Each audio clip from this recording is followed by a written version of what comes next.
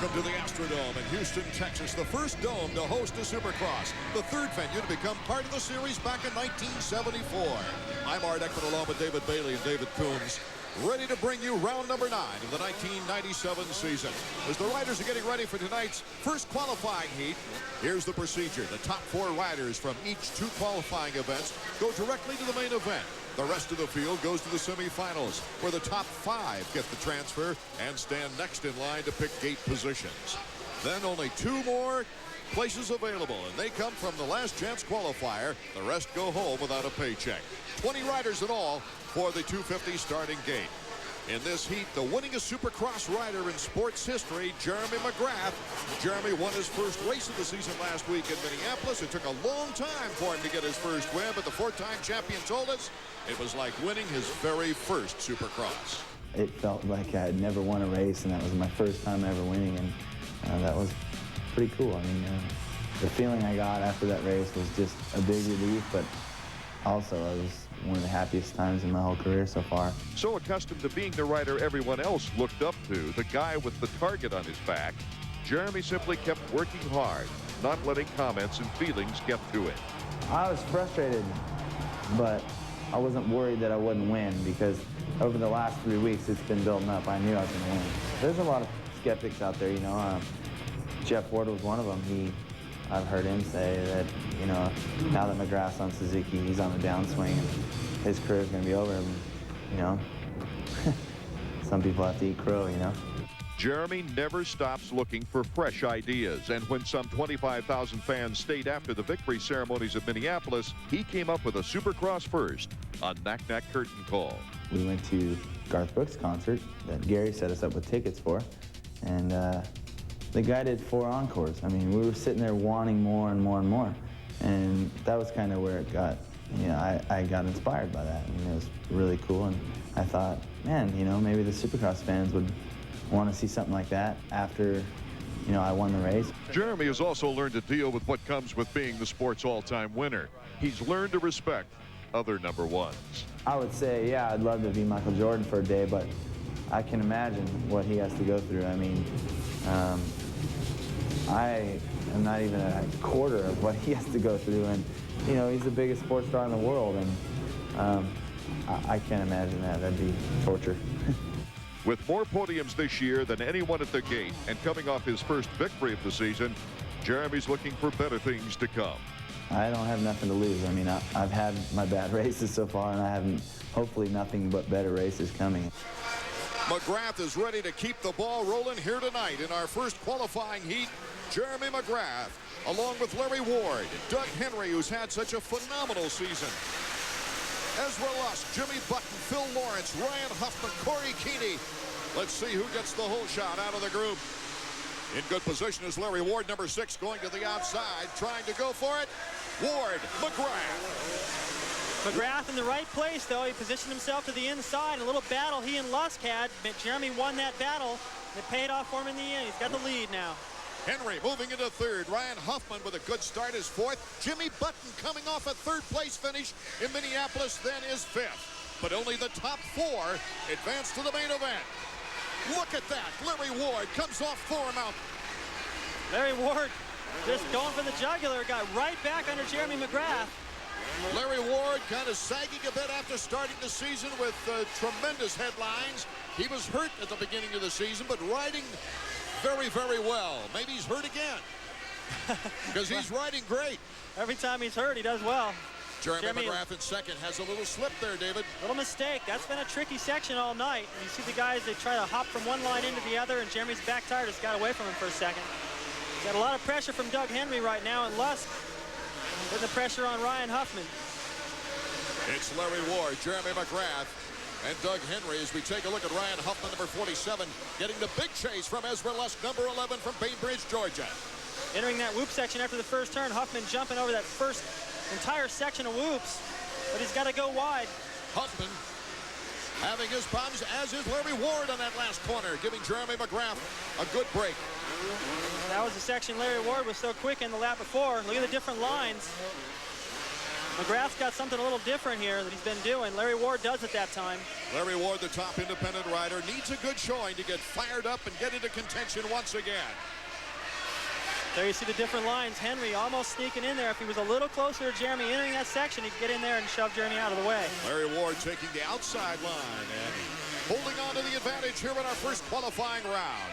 Ward's been feisty. He's the type of guy that we know he's going to be strong in the beginning of the race. Did something a little different there, too. Here comes Henry, just knocking on the door of Jeremy McGrath. Boy, does this tell you we're going to have a great main event tonight? This is any indication. This is only one heat. You still got more riders out there. Jeremy unable to go for that first double. Here comes Henry. Henry battling bar to bar with McGrath. He's got the edge. McGrath cuts inside. Oh, my goodness, what a qualifying round. Jeremy McGrath holding on to second place. More great action from one of Supercross's most historic tracks when we get back.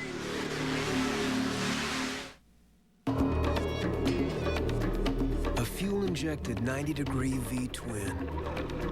An exotic all-aluminum truss frame. And a rear suspension so advanced, it's patented.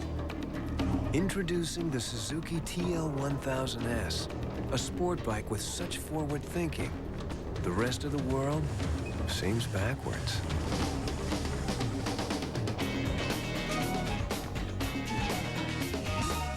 For over 30 years, Cycle News has been the weekly newspaper for motorcycle race fans. Results are official, point standings are current, and race coverage is timely and complete. Oh, it was a great race, you know. I mean, it was an interesting race. And to win the last race and say... It's something I dreamed of when I was a little kid, is to be a Supercross star. And Riding impressions, new products, events calendar, classified ads, and more. Cycle News, America's weekly motorcycle newspaper. Call 1-800-325-2925 or visit cyclenews.com on the World Wide Web. If it was baseball, his rookie card would be worth a small fortune. If it was football, every kid would be wearing his jersey.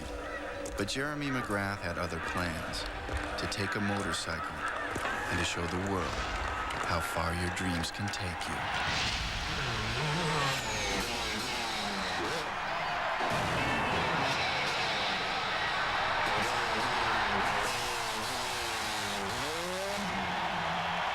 Get ready for the thrill of your life. AMA Supercross. Live. A Saturday night you'll never forget. AMA Supercross. Live. The guts and the glory of the best riders in the world. AMA Supercross. Live. Feel the rush of the most extreme sport on the planet. Live. AMA Supercross. The 1997 flight to the finish. Live it live. AMA Supercross on ESPN2 is being brought to you by Suzuki. Your Suzuki dealer has the ride you've been waiting for and the financing to get it. And by Honda. With a whole line of new motorcycles, your Honda dealer is the most exciting place to be this spring. Honda, come ride with us. Welcome back to the Astrodome in Houston. Our first qualifying heat is tire to tire, bar to bar. Larry Ward loses the lead to Jeremy McGrath over the finish line jump. That's unbelievable. McGrath went in there and he stole the line. Henry had been sneaking up on him in the corner. Then he got to the inside of Larry Ward and still jumped that finish line from the inside. And there goes Henry over that entire set of whoops into the double. He's got to go wide to do it, but you make up a lot of time. Now's a good time to talk about this incredible track. They build it with all kinds of obstacles. But you know what? These great riders are leaping over them. Well, the track designers think, okay, they're probably going to go about 2, 3, 3 through here, the rhythm. They end up jumping the whole entire thing. It's Jeremy McGrath, Henry, Ward, Lusk, and Button has moved into the scene in 5th place. Can he take on Lusk on the bubble? And can Henry get around McGrath? Because coming up to this section, after they make this left-hander, Henry's been doing something a little different. He jumps over that entire section. Oh! McGrath's got the inside line, though, coming out of that corner. You can hear it. Jeremy can hear the crowd as well. He knows something's going on back there, and he covered it perfect.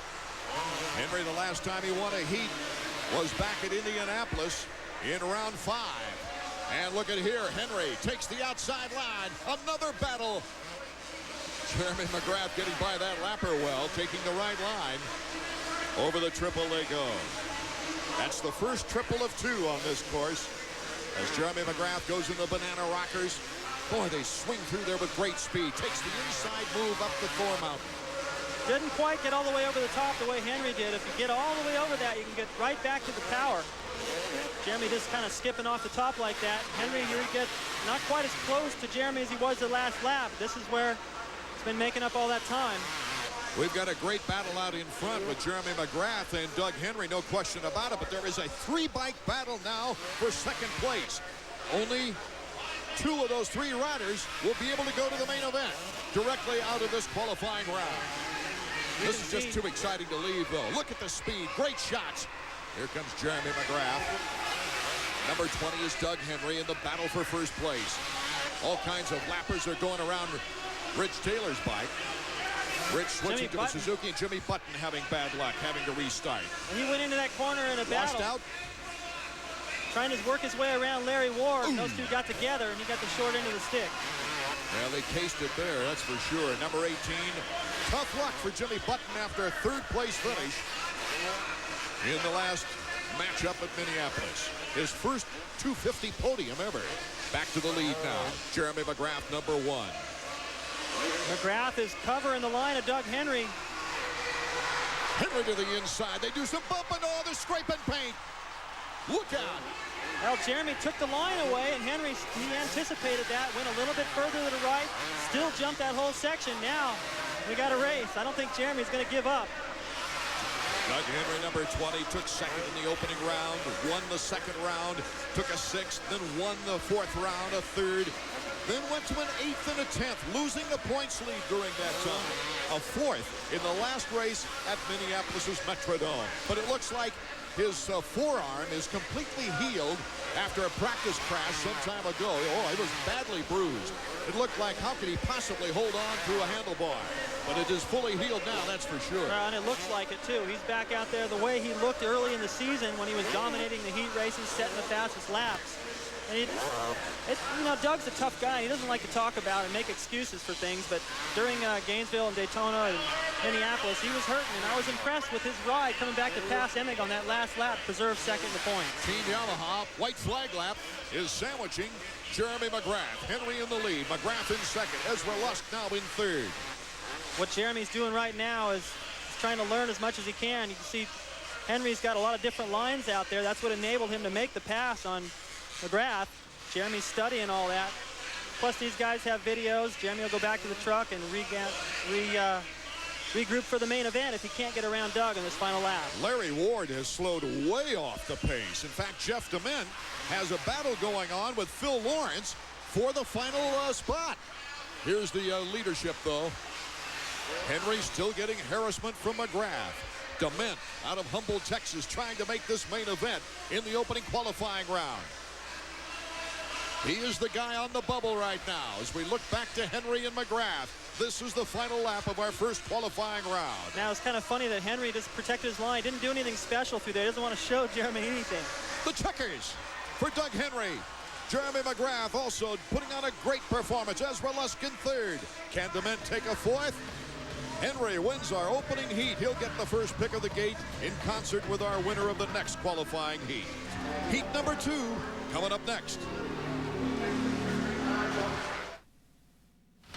Are you ready for more action, more danger, more impact? Well, your wait is over. The hottest, most intense, extreme crash impact ever. Crash Impact 2. 70 minutes of explosive, heart-stopping crash action. You have to see to believe. All new crashes from Superbikes, Harley Series, drag racing, stock cars, sprint cars, Supercross, Indy cars, flat track, and more. All jam-packed on 2 tapes for only $19.95. Order now and get absolutely free.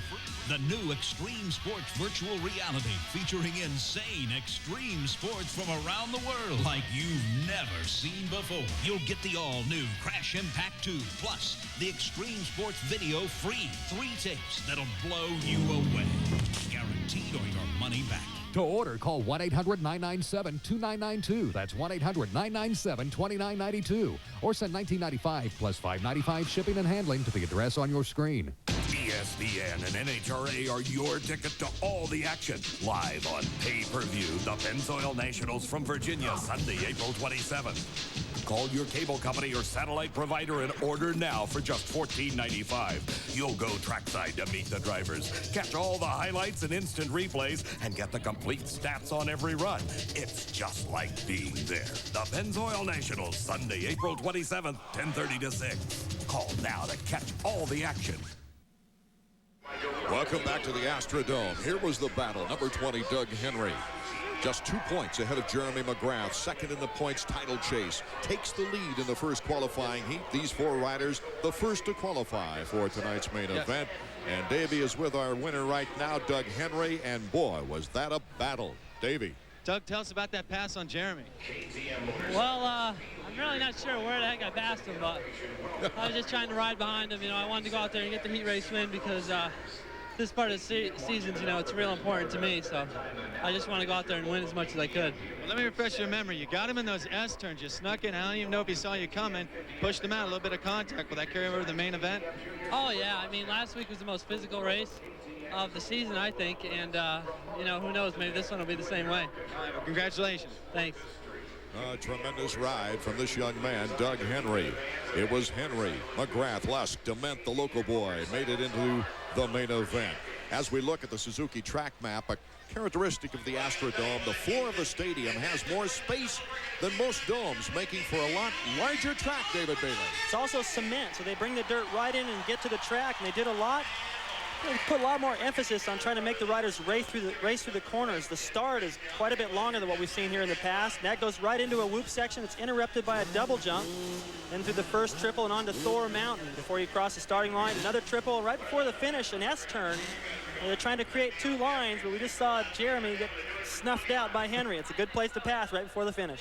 Looking at the starting line, getting ready for our second qualifying heat, which includes our points leader, Jeff Emig, Greg Albertine with a tremendous second-place finish in Minneapolis. And there's Doug Henry's wife and the young child, of course, that is so precious.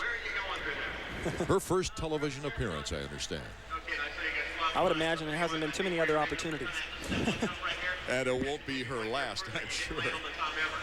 Mike LaRocco also in this next qualifying round, along with Steve Lamson, Damon Bradshaw, who's had such a fine time here in the Astrodome.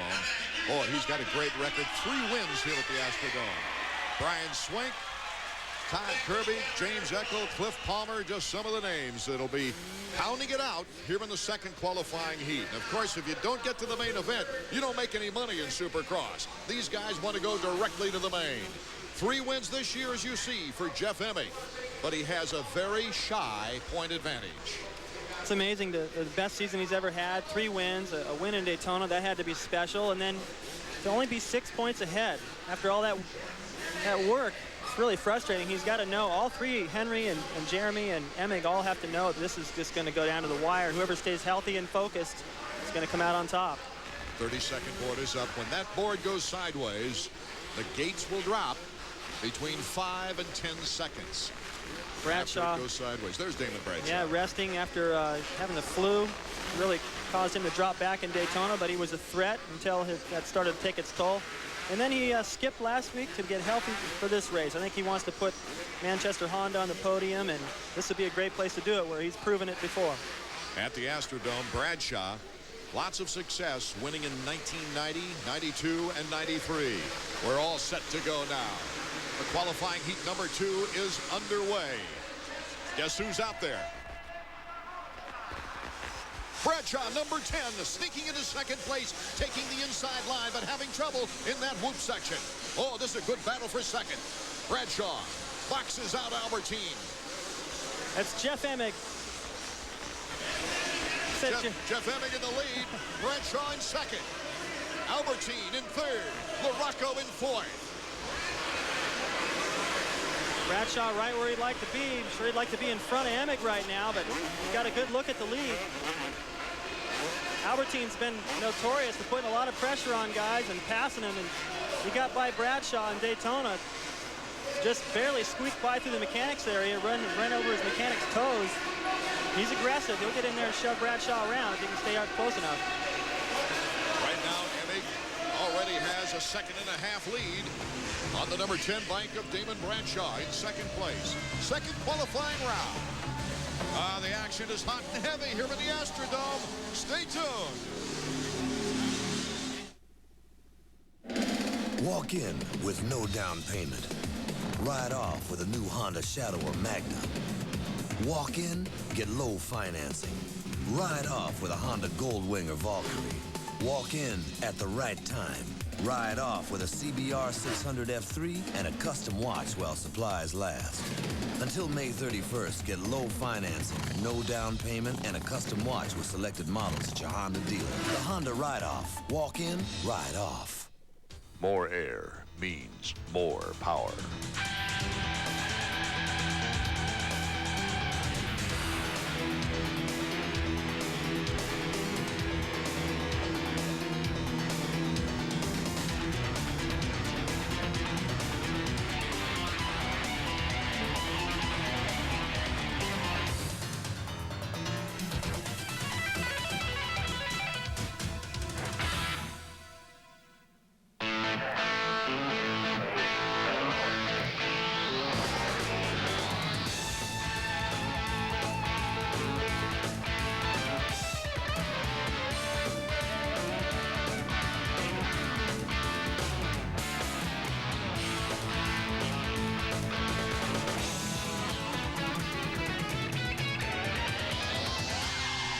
RPM tonight, Monday through Saturday at 7 and Sunday at 8, only on ESPN2.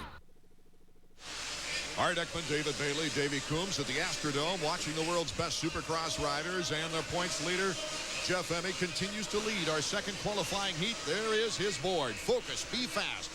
Jeremy Albright, his mechanic, and what a team that's been this year. It's been a great team, and as soon as you start getting some wins, just everything feels a lot better. Get along better. Everything seems to work a little bit better. It's a great place to be, and as soon as you lose that combination, it took so long to find it, and you think, I should be able to keep that. But if you could jar that up and sell it, you'd be rich. I wish I could have kept it. This is the only battle on the track, and this is for the final qualifying spot. Mike LaRocco, number 5 of Team Suzuki. And number 13, Brian Swinks. Amazing finish line jump this week. They get as much airtime, if not more, on that as they do off the triples. And there goes Swink. LaRocco and Swink battling it out. Swink, number 13, he wants to advance. Small bobble by LaRocco allowed that to happen. Swink has stayed aggressive. He stayed in the right place to capitalize on that mistake.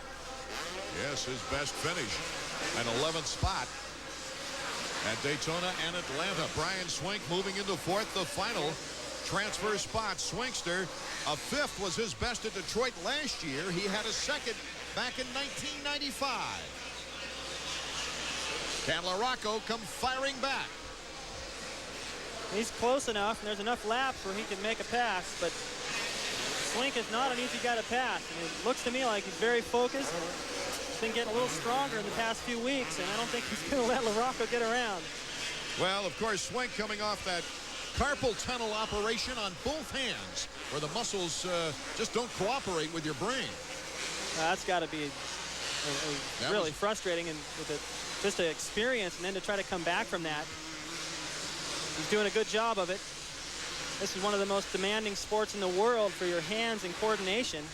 You hear these guys talking about arm pump all the time. Well, your arm pumps up and your hand goes numb. You can't use the clutch, the brake, the throttle, hang on. You can't do anything right. You just fade to the back. Bradshaw handling a true course now, number 10 in 2nd place. Now he worked his way right up to the back of Emig there a lap ago. Looked like he was very focused and aggressive and just wanted to get around him. He didn't even think about Albertine and pulled away. Now he's 3.5 seconds in back of the leader.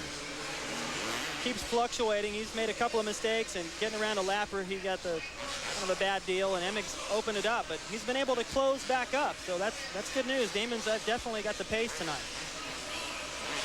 3 laps to go in our second qualifying heat. Jeff Emig once again showing great dominance. Jeremy Albright, Jeff's mechanic, anticipating Jeff coming around, figuring out what signal to give him. He's just opened it up a little bit over Damon, but Damon won't let him alone. This is a very encouraging performance for Brian Swink.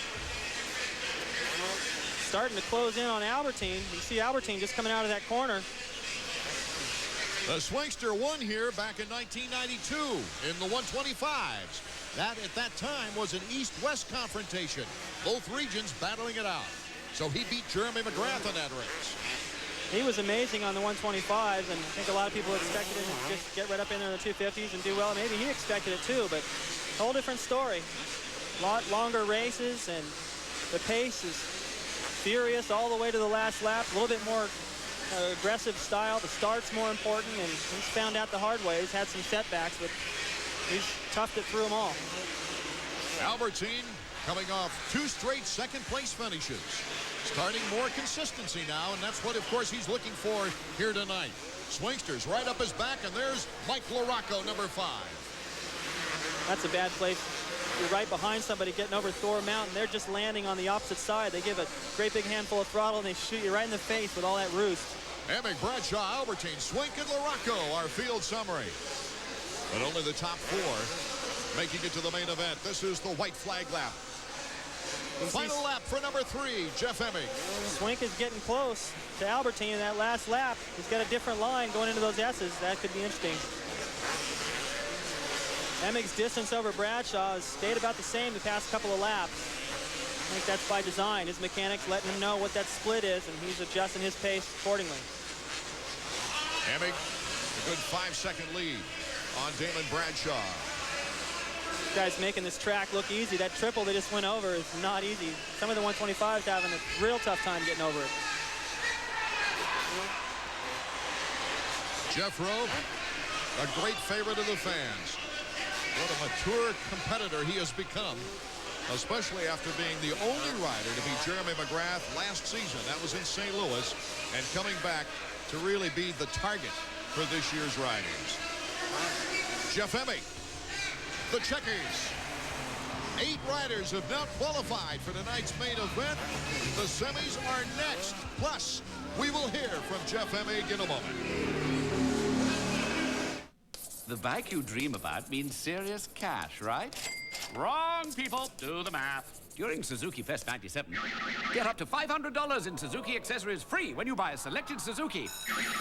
Like the muscle-bound Intruder 1400. You'll also get free accessories with the Intruder 800 and the Savage 650. And choose from finance options like 0 down and 9.9% APR on selected models. But hurry, Suzuki Fest won't last. So you and Suzuki means, well, you do the math.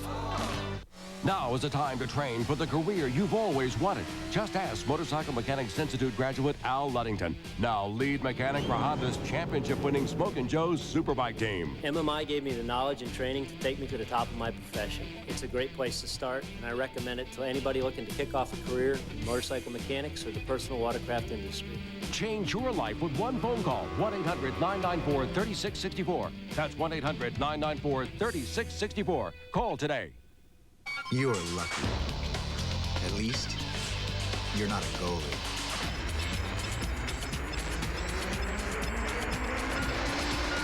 The Lightning and Panthers tomorrow at 7:30. DNHL on ESPN2. Number 3, Jeff Emig, just winning his 4th consecutive qualifying heat in Supercross action. He's got a string going, winning every other race. Hey, tonight might be his turn. Jeff Emig, Bradshaw, Albertine, Swink qualifying to the main event. Davey Coombs is with Jeff Rowe right now. Jeff, as you've done all month, you start out with that totally solid heat race win. That's your 4th one in a row. Yeah, Kawasaki built me a great bike. The thing gets off to start awesome.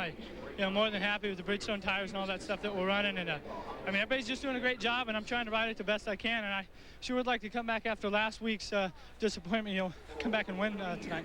Well, it looks like the other 2 guys are on their best game tonight. I don't know if you got to see Jeremy and Doug Henry in that first heat race, but that was something else. Yeah, they had a really good heat race. And but I think that my times were faster, and I'm really, really comfortable. So, man, I just want to go win this thing. All right, right on, Jeff. Thanks.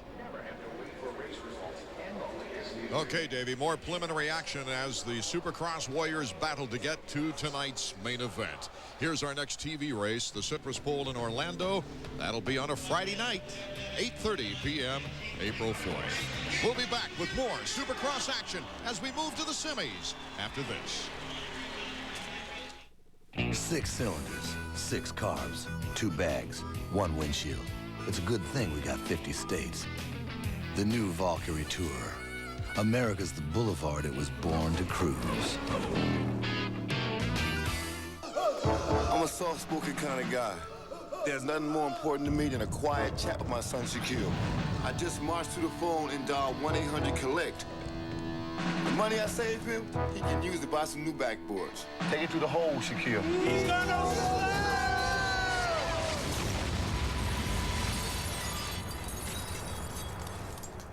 and they wonder where he gets it from. 1-800-COLLECT. Save the people you call up to 44%. The Wall Street Journal keeps you on the cutting edge with news and insights that can affect you personally and professionally. Subscribe now and have the Journal delivered to your home or office. And with your paid subscription, you'll also receive our free personal finance software to help you make smart decisions. Get 10 weeks of the Journal and the software for only $3.90 a week. Call now. 800-346-5300. That's 800-346-5300 for the Wall Street Journal.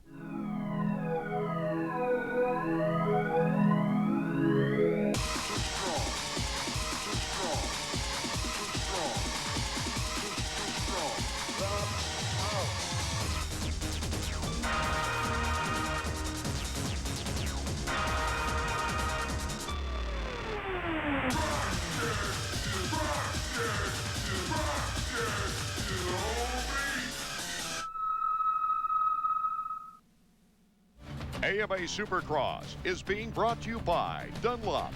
Simply the best for your bike.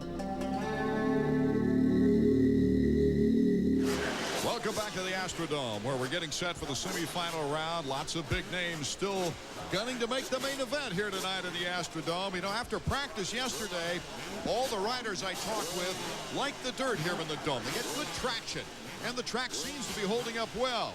Let's check in with Davey Coombs. I got your track back down here, Art. One of the things about this track, the centerpiece basically, is this large mountain of dirt behind me. We've been calling it Thorn Mountain. The track designer Mark Barnett likes to call it Stairway to Heaven. It is a signature jump of C.E. Altman, the late one of the founders of Supercross. Back in the day, he founded this Houston Astrodome race, and one of the things he said was the bigger the jump, the bigger the excitement. So every year here in Houston, they try to put a big jump in just for C.E. Altman. And right now, the semifinal number 1 getting set. Phil Lawrence, Larry Ward, Ryan Huffman, Jimmy Button, Jason Frenette, Jeff Hedden. Names we've heard before, David. Plenty of names that can make this main event. A lot of competition, although for some of the privateers, a little easier because of some of the guys that are injured and can't make it this week. That's right. Craig breaking a bone in his back. In the angel wing portion, he wasn't able to make it. Lamson went home. And getting the whole shot, number 74, Jeff Hedden from Valley Center, Kansas. But look out, Larry Ward, number 6 on the outside. Number 12 on the inside is Phil Lawrence, and here comes Jimmy Button, number 18. Button getting into 3rd place, getting around Lawrence. Hedden doing a good job of holding him off until he went wide right there. He had a golden opportunity to take the inside. Susan, keep out of your mouth, David. Here's Larry Ward. You know, Larry Ward and Jimmy Button got into it during that qualifying round. It looked like it was get-even time, and it ended up costing the both of them. Now that here they are in a semi. Larry Ward was looking strong in those opening laps. Of course, Button coming off that podium last week. Both these guys are capable of running up there strong in the main event. Davey, did you get an idea as to what went on between these two? Yes, sir. I went back in the pits between the races. I asked Jimmy Button first and then Larry Ward. They both just kind of laughed and shrugged it off and said, hey, that's racing. And neither of them said any bad blood's going to carry over. Okay, the top 5 out of our semifinal round here will make it to the main event. And right now, it's Ward, Hedden, Button, Lawrence, followed by Ryan Huffman. Ryan Huffman has gotten good starts lately. Starts are so important in Supercross, and more important lately with everybody being so close in talent. You get a great start, put in a few hard laps. Albertine's found that out in the main event recently. Frenette is off the track over near the crowd. Here's Ward, Hedden, Button, Lawrence, and Huffman, our field summary. If those 5 can take it. There goes Button to the inside. One more time, Hedden leaves that door wide open. Watch Button, he wheelies over that first little camel hump and jumps off the top over some whoops. That's something like 2 definite different angles going through the S's there as Button comes over the finish line jump. That corner after the finish line jump a lot faster than usually is. Usually that's a 180-degree corner. These guys carrying a lot more speed through there. Now it looks like, at least in this semi, the fastest line before the whoops is the outside now. You know, the lines look defined, but they don't look like they're breaking down at all. No, and they do a good job to take care of the racetrack in any place where it may be forming a one-line situation. They'll do that, of course, before the 125 main. If they have time for the 250, they're just trying to make the race not any easier for the riders, but to try to make it more even. Let's go down to Davey Combs as we take a look at Larry Ward, our leader. Dave. Marshall, we know there was a problem with Larry in the heat race. Did he let that get under his skin, or is he just out here doing his own thing again? He got a little bit tight. I think he got out in the lead, and a little bit tight, but I think it's over with now. We're just out here to put in 6 good laps and try and qualify for the main event. Larry Ward with 2 third-place finishes this year in Los Angeles and Seattle. Rode better earlier in the season. That was when he was injured, coming off the off-season World Supercross Tour. Actually injured himself in practice at the Honda practice track. But Jimmy Button is coming up fast in second place as we take a look at Phil Lawrence in third. Phil has had his share of problems this year with his hand. Boy, hasn't he? He re-injured it again in practice today, so it's pretty sore, but looks like he's going to the main event unless he makes a huge mistake here. I doubt he will. Jimmy Button trying to make a race of it in second place, has caught up to within 5 bike lengths of our leader. You can see Button right there. This is the section where he does things a little different. It didn't work as well that time, but he still got all the way up and over it, like we saw Henry doing earlier in his heat race. Well, let's see if it was just racing as these two get closer together here in the first semifinal round. Larry Ward, number 6, Honda of Troy. Jimmy Button of Chaparral. 2 very fine independent teams. This guy's starting to hit that berm before the whoops so hard. Ward hit it that time. His forks compressed and rebounded, and he almost lost the front end. Couldn't do that section of whoop-de-doos, and neither could Button because he was following him. Jimmy Button looking very fast lately. They totally redid the bike after Daytona. Brand new motor, new suspensions. They just ripped it down and started over, and Jimmy certainly has been able to ride this one much faster.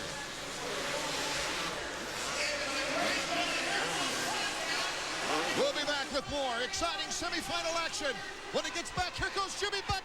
He just takes the lead. Let's hold it here momentarily. So Jimmy Button and Larry Ward battle bar to bar. Will it stay this way? Here comes Ward coming right back. Oh, baby. 2 different lines through the S's. Larry Ward's got the one he wants. White flag lap. Let's break for a commercial. Are you ready for more action, more danger, more impact? Well, your wait is over. The hottest, most intense, extreme Crash Impact ever. Crash Impact 2. 70 minutes of explosive, heart-stopping crash action. You have to see to believe. All new crashes from Superbikes, Harley Series, drag racing, stock cars, sprint cars, Supercross, Indy cars, flat track, and more. All jam-packed on 2 tapes for only $19.95. Order now and get absolutely free. The new Extreme Sports Virtual Reality featuring insane extreme sports from around the world like you've never seen before. You'll get the all-new Crash Impact 2 plus the Extreme Sports Video free. 3 tapes that'll blow you away. Guaranteed or your money back. To order, call 1-800-997-2992. That's 1-800-997-2992. Or send $19.95 plus $5.95 shipping and handling to the address on your screen.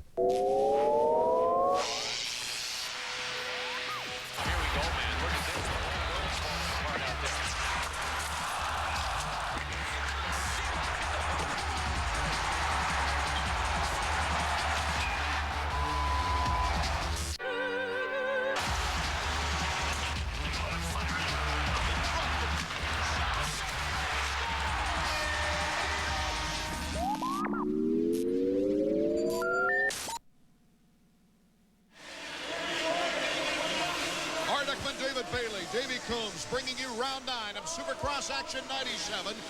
We're in the midst of semifinal number 1, and what a rocketing semifinal it's been. Larry Ward maintaining the lead, holding off Jimmy Button. Normally the semi is just one of those races where you just kind of disappointed he didn't make it out of the heat race, and you don't want to do anything weird in the semi. You have to go to the last chance qualifier. These guys are taking it to each other. In that switchback section before the finish, the last lap, that's where they got together in the heat race. Really caused a lot of problems for each other. And coming up on this last lap, we may see some more of that. It's a lonely third for Phil Lawrence, and then Ryan Huffman, I believe, in fourth, as this one is not over with yet. The yeses, though, right before the checkers. Oh, Button almost had an edge there. They didn't touch. 1-2, what a race. Larry Ward. He was smart to use that inside, and Button's been riding a little bit lately with McGrath, so that's had to add to his confidence as well as the motorcycle. So 5 more riders trying their hardest to make the main event here tonight out of the semifinal round, and there's the 2 embattled warriors right now. Not too friendly in discussion, but an acknowledgement that Larry Ward has won. We'll be back with more and more qualifying action here at the Astrodome after these words. It has a 937cc liquid-cooled 16-valve engine with straight intake tracks, adjustable suspension, and an ultra-rigid twin-tube diamond-type frame.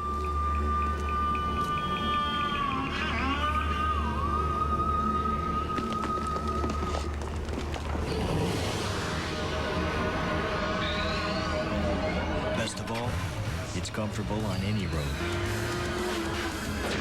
The Suzuki RF900R. When he took apart my drill just to see how it worked, he made me mad. When he built his first radio to contact life on other planets, he made me laugh. When he picked electronics as a career, he made me think. And when he graduated from ITT Tech, he made me proud.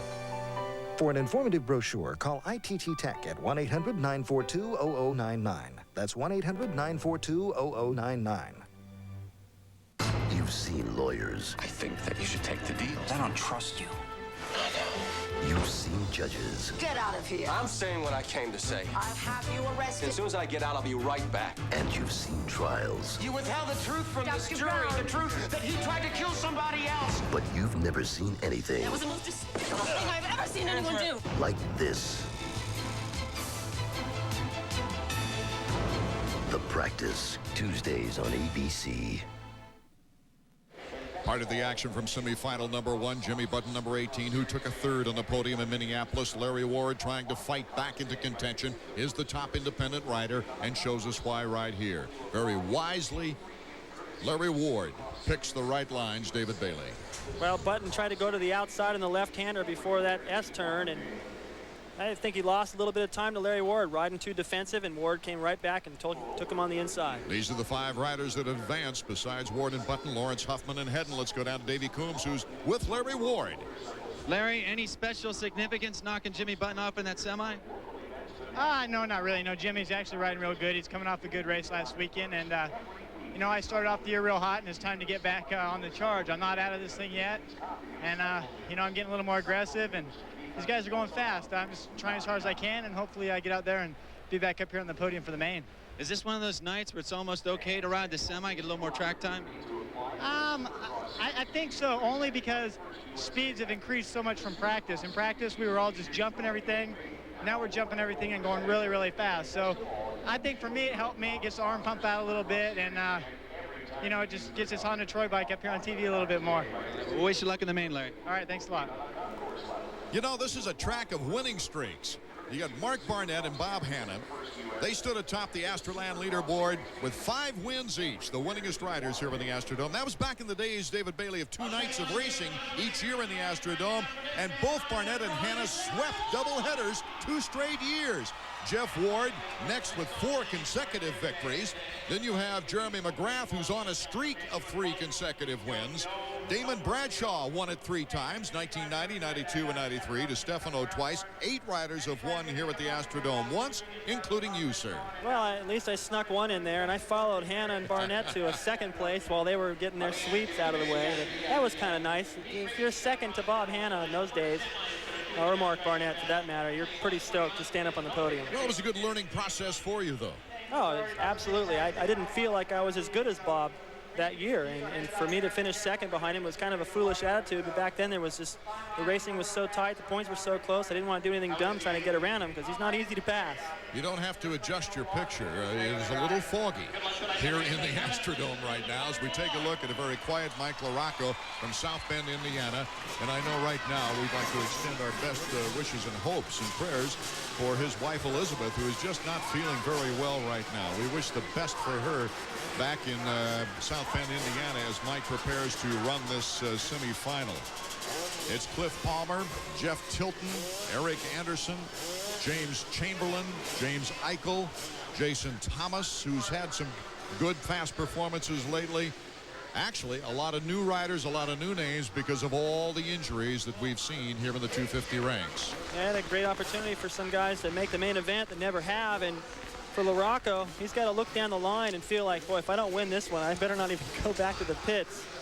Not to take anything away from the talent that's on the starting gate, but Mike LaRocco should be able to win this easily. 41,011 fans here at the Astrodome as we continue to set all kinds of records. More than 441,000 fans this year in only 9 rounds have seen Supercross. And so Palmer and LaRocco break out in front. Number 5, LaRocco going wide. Palmer to the inside, but Mike LaRocco trying to take things over. On the inside, it's Eric Anderson, number 646. Well, LaRocco and Palmer just in that drag race at the first corner. LaRocco tried to outdo him, but he had to go wide and give it up. Matthew Bateman is in 4th. As they start to string out now. You kind of expect LaRocco, after passing Cliff Palmer, just to string it out now and say goodbye to the rest of the field. Ride nice and smooth. Save some energy for the main event. Right. You saw Larry Ward talking about being able to shake out a little bit of arm pump, get more time on the racetrack. Because like you said, in practice, you don't get much of it. You're just trying to get the track dialed in, figure out what the best lines are going to be, jump everything. Then in the heat race, you start to race the track a little bit more. Then in the main, it's just whatever you got left. And Mike's one of the most fit guys out here. I know he's had a lot of injuries, but he still trains hard through him. He has a trainer. I would expect him to be pretty strong through the main event, no matter how much energy he puts out in the semi. On the bubble is number 170, James Chamberlain. Jim Chamberlain from Santee, California. Palmer hanging tight with LaRocco. Be a learning experience for him. Going down is Chamberlain. At the end of the whoop, got a little over anxious getting into the corner. Number 170, Chamberlain. Just as we mentioned his name, he went down, and here is our leader, Mike LaRocco. He's heading into a rhythm section. This guy's been skipping up on top of that plateau, over that jump, all the way over this. I don't think the track designers had that in mind. And certainly when I saw the track in practice, and maybe it's been a little too long since I've been out there, because I had no idea that's the way they were going to do it. You know, LaRocco, he and Albertine have been kind of sneaky, kind of waiting in the wings in this points battle as we take a look at the top 3 out in front.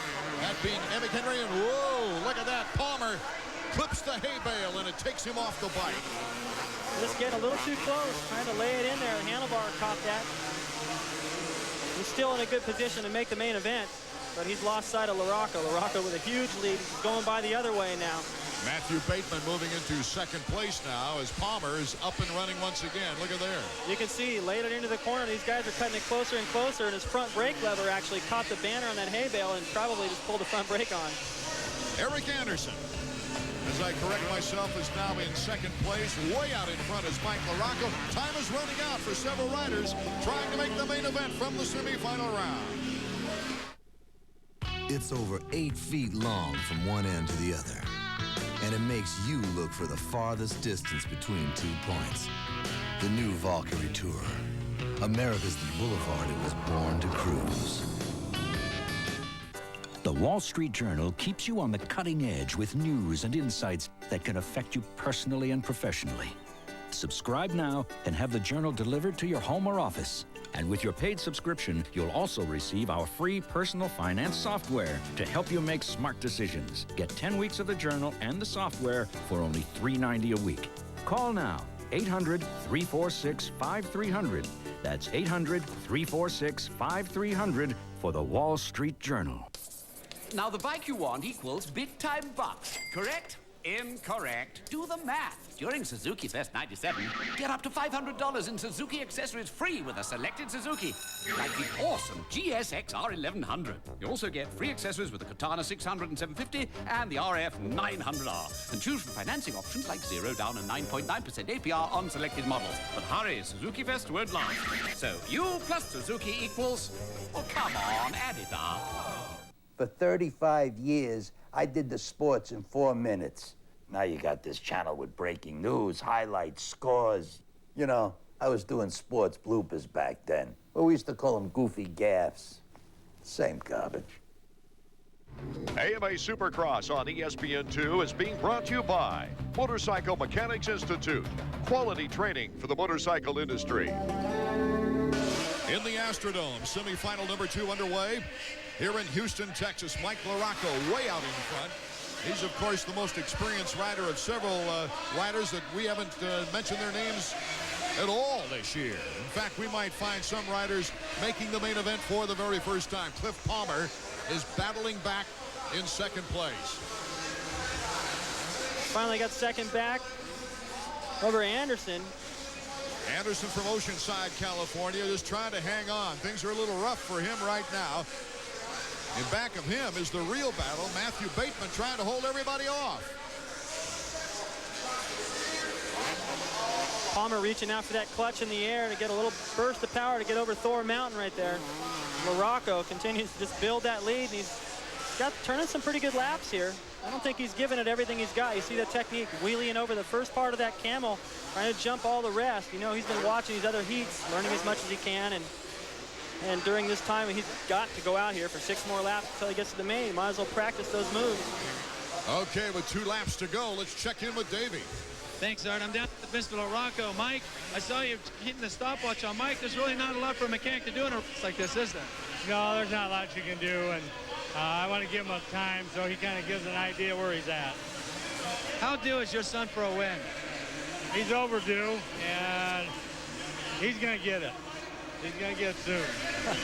You see those eyes? Yes, I do. His dad's going to will him into that win. Now you know where Mike LaRocco got his competitive spirit. I don't think it was from May. Well, May LaRocco is mom.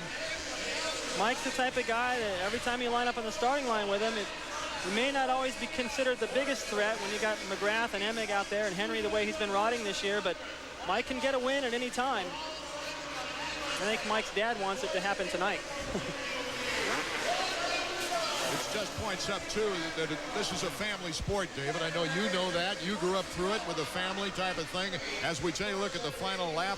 And that's one of the reasons why I love this sport so much. Well, I remember when I was just a kid, 13, 14 years old, when they first started having the Supercross here, my dad built a racetrack in here and also raced, and I was in the pits working on his bike, but too young to go out to the mechanics area. Is that right? Yeah. First time I ever saw Steve Wise race on a 250 Honda as a privateer. That was unbelievably fast. Saw Cars Makers, Jimmy Ellis, Marty Smith. A lot of history here in the Dome. Well, this has been a great venue. Lots of wonderful fans here in Texas, and in fact, Louisiana. When we come up and see the future superstars, the 125s, Kevin Windham, of course, from Baton Rouge. He's got busloads full of fans and family here to root him on. Not far to go for Mike now, and he'll get to go back and rest. The checkers for Mike LaRocco. So the official top 5 results and a word from our winner in Semi-2 when we return to the Astrodome.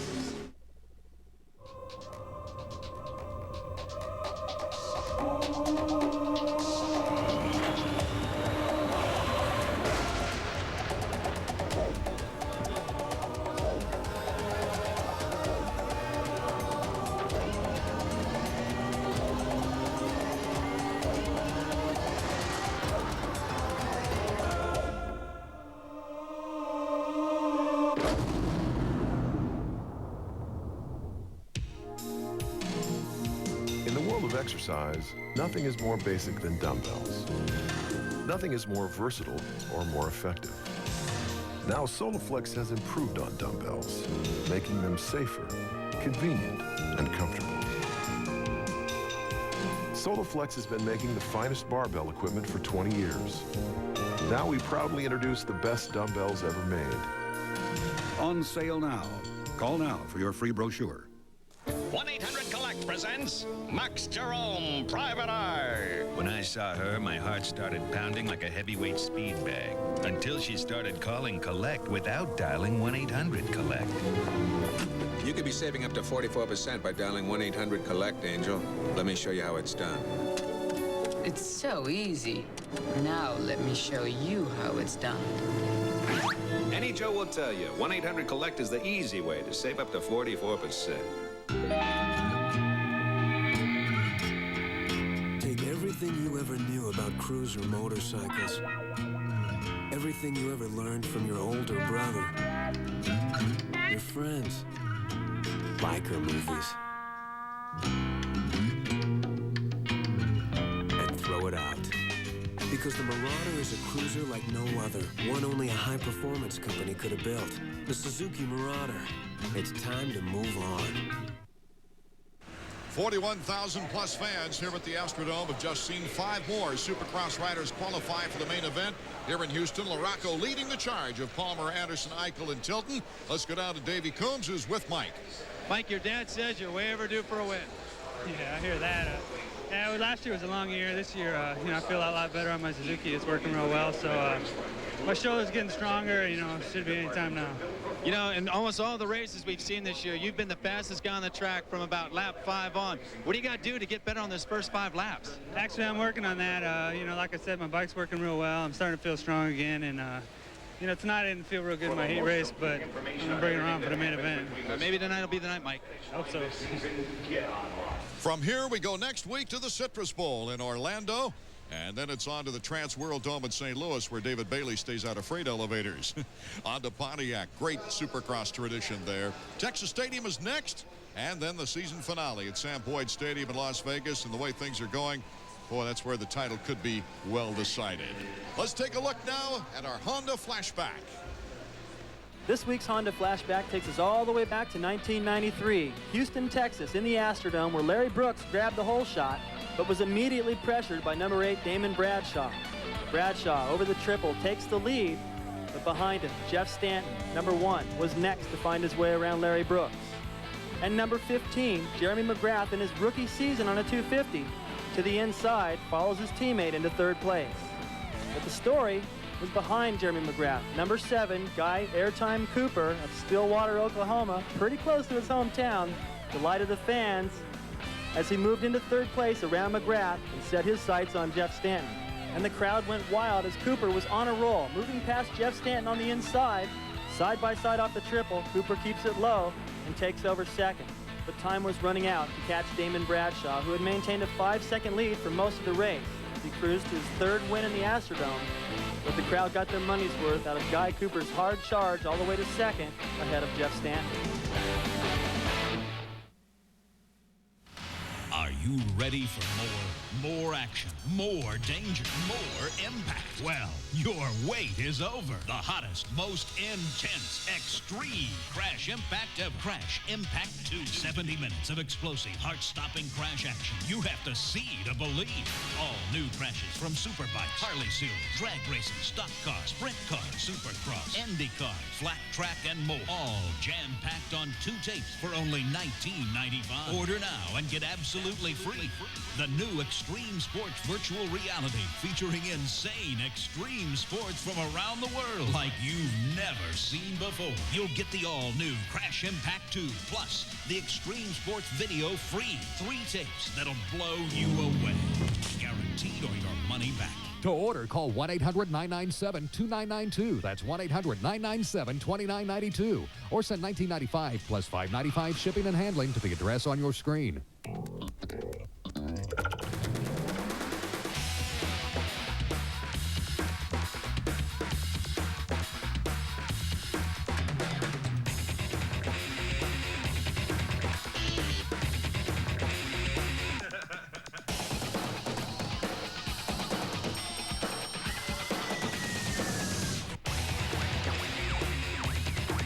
NBA Tonight, Tuesday through Saturday at midnight, only on ESPN2. AMA Supercross is being brought to you by 1-800-COLLECT, the way we call collect today. While we were away, the final two gate positions were filled for tonight's 250 main. Jason Frenette qualifying for the second consecutive time in the 250s. And Tomohiro Sabiyama gets his first shot at 250 action. The first Japanese, I think, to make it to a main event in this current format is Yoshitaka made the main event in Daytona. We take a look at the Suzuki Now's West standings. Kevin Windham is our leader by 10 points after David Villemin. Robbie Raynard trying to get back in the action after a 12th place finish in the last race at Minneapolis. Craig Decker will not be running tonight. He broke his arm in the preliminary qualifying action, and Decker will not be in the lineup.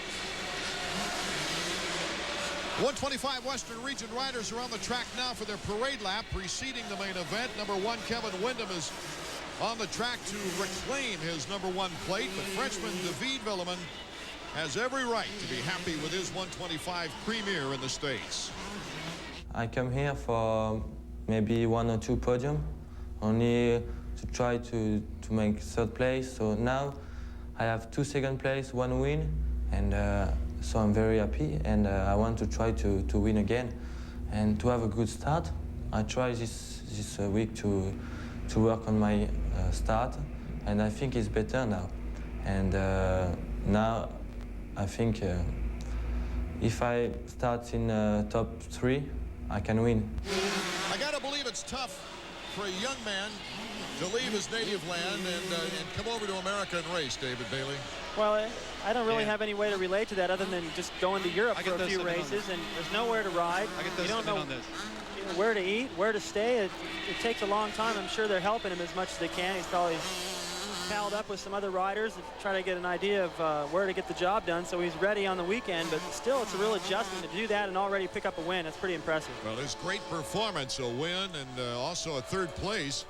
I should say 2 second places. Put him 10 points in back of the leader, and they brought him back from France to finish this season. He went 1-3 in the first round of the French championships before he turned right around and came back to the United States. Let's go down to Davey Combs.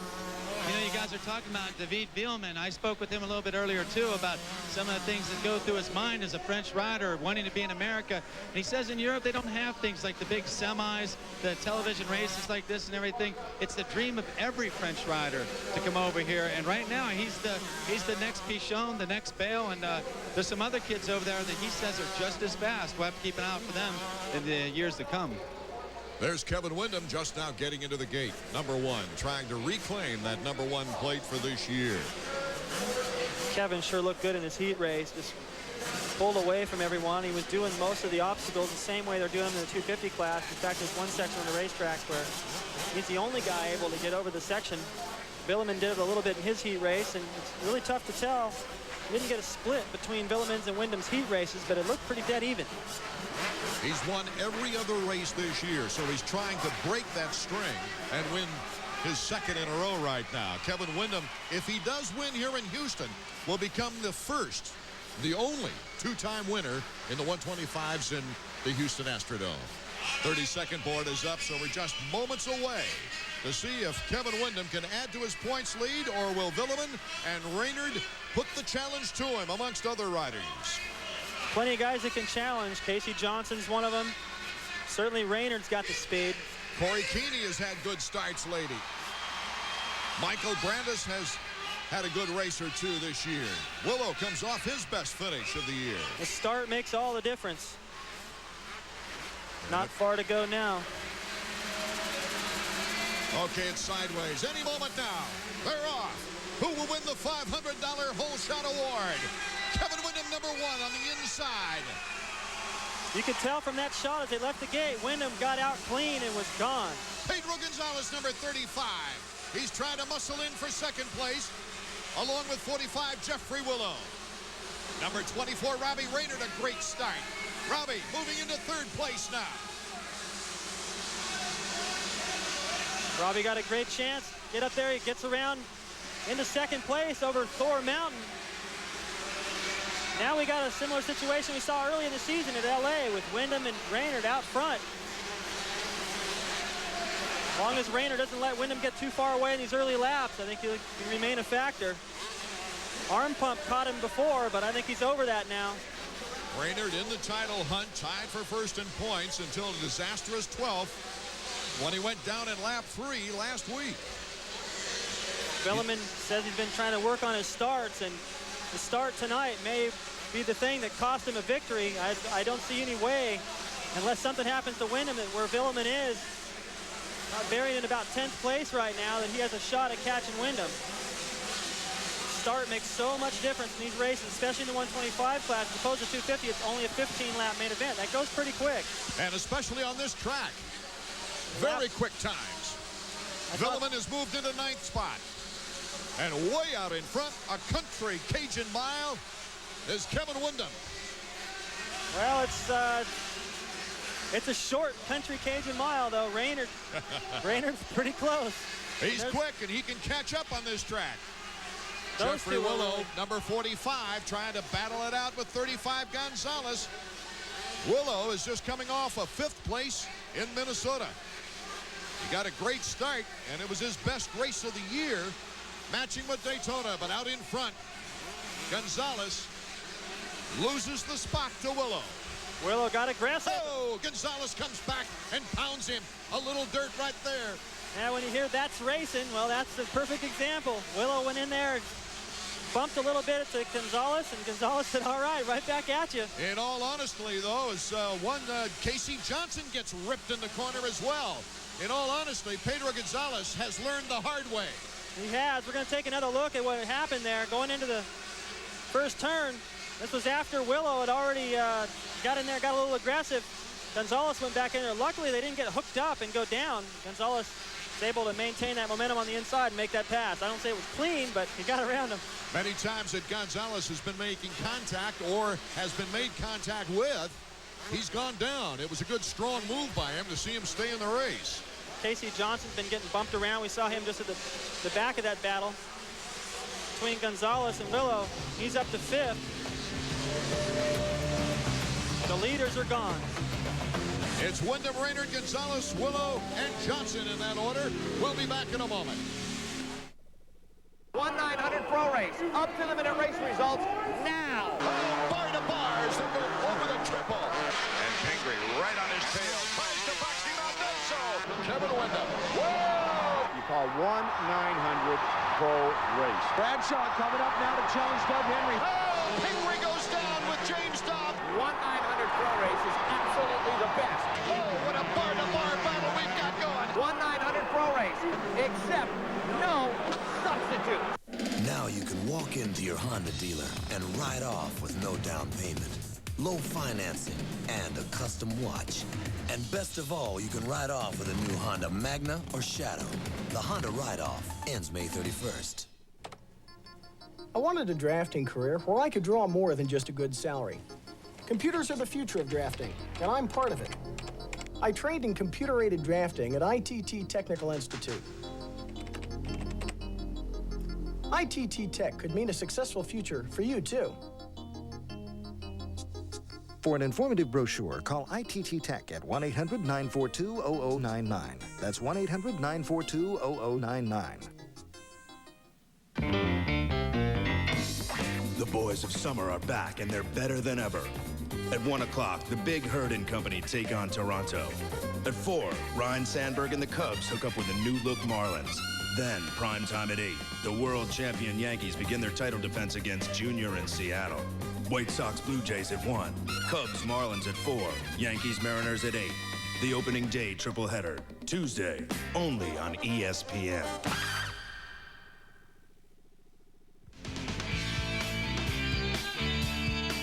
Hi, I'm Greg Albertine for Team Suzuki. Today we're going to be looking at motocross apparel and safety gear. A helmet is obviously one of the most important safety products out there. You really don't want to fall on your head without that safety protection. Goggles are also very important. You need eye protection. Always when working with machinery, eye protection is used. Just the same in motocross. Dirt's flying up, you want to have your eyes protected. Gloves are also important. You don't want to fall on your hand and scratch your hands up, so that's why the leather on the inside offers that protection. Knee braces are also one of the most very important products out there. So many riders have injured their knees through twisting them and damaging them through racing. And knee braces just offer you that extra support you need, especially when landing from jumps and putting your foot down in ruts. Everybody who knows anything about motocross wants to know how your kidneys are. Well, that's why we wear kidney belts. Kidney belts help support your kidneys and just give your lower back that extra support it needs. Boots are also very important. So many times you're going through turns, putting your feet down, wide open straights, your foot comes off, something like that. You can hit a rock, a root, anything, and break your toes. That's why we need very strong boots with good support. For this week's Suzuki riding tip, I'm Greg Albertine. Welcome back to the Astrodome, the 125 main event. Art Ekman, David Bailey, Davey Coombs from this wonderful facility. The 125s are moving fast right now as number 24, Robbie Raynard out of Oklahoma, trying to catch up with the Cajun, Kevin Windham. Right now he's losing about a half to a full second a lap. Kevin just keeps pulling away. Raynard's riding a great race. He's opened up a huge lead over Gonzalez, Willow, and Johnson behind him, but Kevin is just flawless out front. There you see Casey Johnson starting to move up to Willow. Willow's lost a little ground to Gonzalez, probably that bump in the first corner where he's at right now. Maybe took a little wind out of his sails, and he's trying to regroup. While he's trying to do that, he's got Casey Johnson closing fast. Casey Johnson doing a nice job in the last race in Minnesota as well. As he hit the podium, a third place, backed up a second place in Seattle. Casey having a time with his track in practice, said it was slick. Front end kept washing out. Getting it dialed in now. The track's changed quite a bit from practice. You know, Casey is an interesting story. We were talking about Villeman working on his starts, but he is yet to really get a good start on the season. And he's got a second at Seattle and a third place. Well, we know he can come through the pack. Two third places. Sure would be great to see him get a good start out front with Windham and Raynard, see what kind of battle that would shape up into. Right now, he's trying to chase number 45, Willow, on the Honda of Troy machine. Back into the first turn where the contact with Gonzalez took place. Johnson makes up a little bit of time here each lap. Johnson looking for the opportunity. And if he keeps focused on this battle right here, you can see Gonzalez just coming through the screen. He's right there too, so Casey could pull off a podium right here. Casey Johnson makes the move on Willow. Great move. Villeman has now moved up to 7th spot. He's trying to collect some extra points with every move. That corner before Thor Mountain is a tricky one, especially if you got a guy behind you, because Willow right there, if he'd have gone inside, wouldn't have been able to jump up over the hill. Johnson could have gone wide and got that extra momentum, so he decided to go wide. Johnson passed him on the inside. Way out in front is number 1, Kevin Windham. You know, they started racing the 125s here in 1985 at the Astrodome. Eddie Warren on a Cowie was the first one. You remember Eddie? I remember Eddie. I had a terrible night that night. I was leading it most of the way, and a couple laps to go, I hit neutral in a corner, didn't really realize it, time to put my foot down and fell over. Ended up third, dang it. Allie Seymour, Wyndham's mechanic, putting out the sign, don't forget to breathe. You're so far out in front. Let's get out to Davey Coombs. Allie, the only thing you're telling him is not to forget to breathe and just relax. You guys are on fire tonight. Yeah, he's riding really good right now. He's staying smooth. He's kind of pulling away, so just got 8 more laps, and we'll see what happens. Is there any special meaning for you and Kevin to win this race in Houston, being so close to Baton Rouge? Oh, yeah, we have a lot of family and friends here, and I'd like to thank all those guys for coming a lot to us. Every other race, Windham has had his problems. He's hoping to break that string tonight with a different approach. The year has gone really good at times and really bad, and I'm just focusing on being consistent, and you know, so far my season's gone 1-8, 1-6, 1. So this is the weekend to come back with another win to kind of show that I'm breaking my streak of going 1 and having a terrible race. But consistency is what's going to do it for anybody who takes the championship. And Robbie had a bad weekend last weekend. He has been really consistent, and then all of a sudden he had one bad one. So that's where it's at, consistency, and just going out there and trying to take one race at a time. The superstar of tomorrow learning what the run for a championship is all about. This used to be an East-West showdown. In fact, quite a few races. The East winning 5 times, the West 7 times. And this guy, Kevin Windham, was kind of sorry that they quit that, because he won 3 of the 4 East-West matchups last year against Mikel Pachon. Right now, our battle is on with Lytle and Willow. This is for 5th place. Willow has seen him ride a little bit better. Things aren't clicking for him tonight. Just one by one, guys are catching and going around him. But now there he goes wide again. Left the door wide open. But this is an example of what happens. You're still going to come out with a pretty good finish because you got a great start. Even if you're not riding on top of your game, you still come out pretty good in the end with a good start. Villeman is nowhere near these guys yet, and he's capable of beating both of them, I believe, here tonight. Honda Troy machine of Casey Lytle and the Team No Lean of Jeff Willow battling it out here under the Astrodome. So it's a pretty defined race right now. Well, this is the only battle on the racetrack right now, which now that he's gotten around Willow, I don't know if that's going to be much of a battle any longer. There's no one back there after Willow. Wyndham continues to stretch that lead over Raynard, and I think Raynard at this point has just realized, you know what, forget it. I'm not going to catch this guy tonight. Let me just hang on, finish second, be smart, hopefully work on things for the next round and try to come back and beat this guy before he gets too confident. Villeman has gone down, so he slips further back in the points race. See a rut there starting to develop in that corner after the finish line. Getting bumpy in the bottom. You sit down on the motorcycle and lay it into those ruts, and as you gas it out, you hit about 4 or 5 of those holes. Jars you, and it's going to get rougher for the 250s coming up.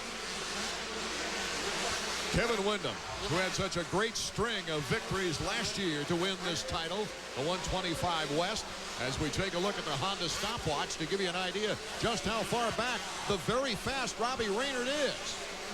It's about 9 seconds back. Number 24.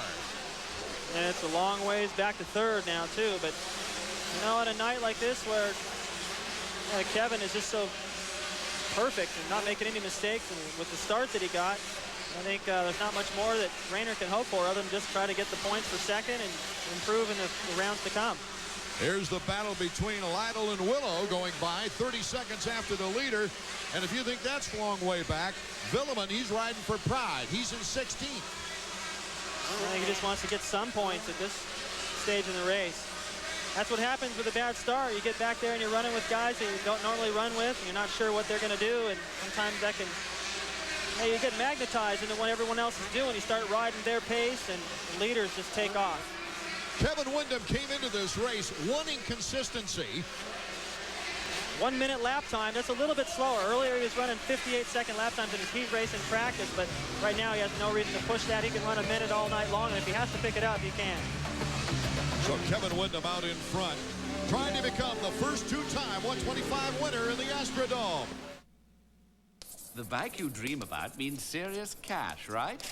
Wrong, people. Do the math. During Suzuki Fest 97, get up to $500 in Suzuki accessories free when you buy a selected Suzuki.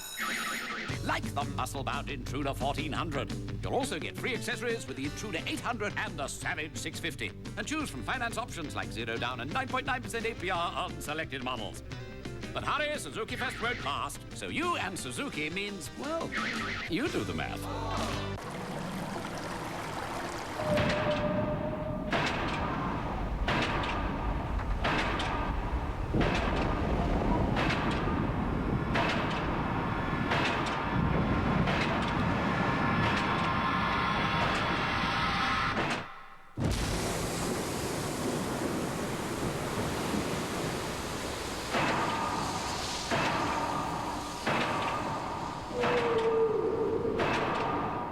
You're lucky.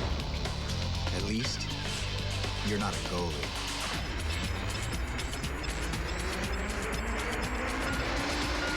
The Lightning and Panthers tomorrow at 7:30. The NHL on ESPN2. Welcome back to the Astrodome. The 125 main event is underway. And there is a very unhappy David Villeman back up on the track. At last report, he was in 15th. Well, he looked so good in his heat race earlier, and you can see right here he's behind these guys, and he gets around them both in one swoop, but really slowed up his momentum. If he'd been running alone, been able to jump all the way into that corner and jump up over Thor Mountain. So that's the difference being in traffic or being out front where Wyndham is. Okay, down on the track side is Davey Coombs. Let's check in with Davey. Thanks, Art. I'm with Brent. David Millman's mechanic. What's going on with David? He's having a horrible night. I've noticed. He got out the gate not too good. So far, he's fallen down twice. So hopefully he can regain himself and start catching up again. Thanks.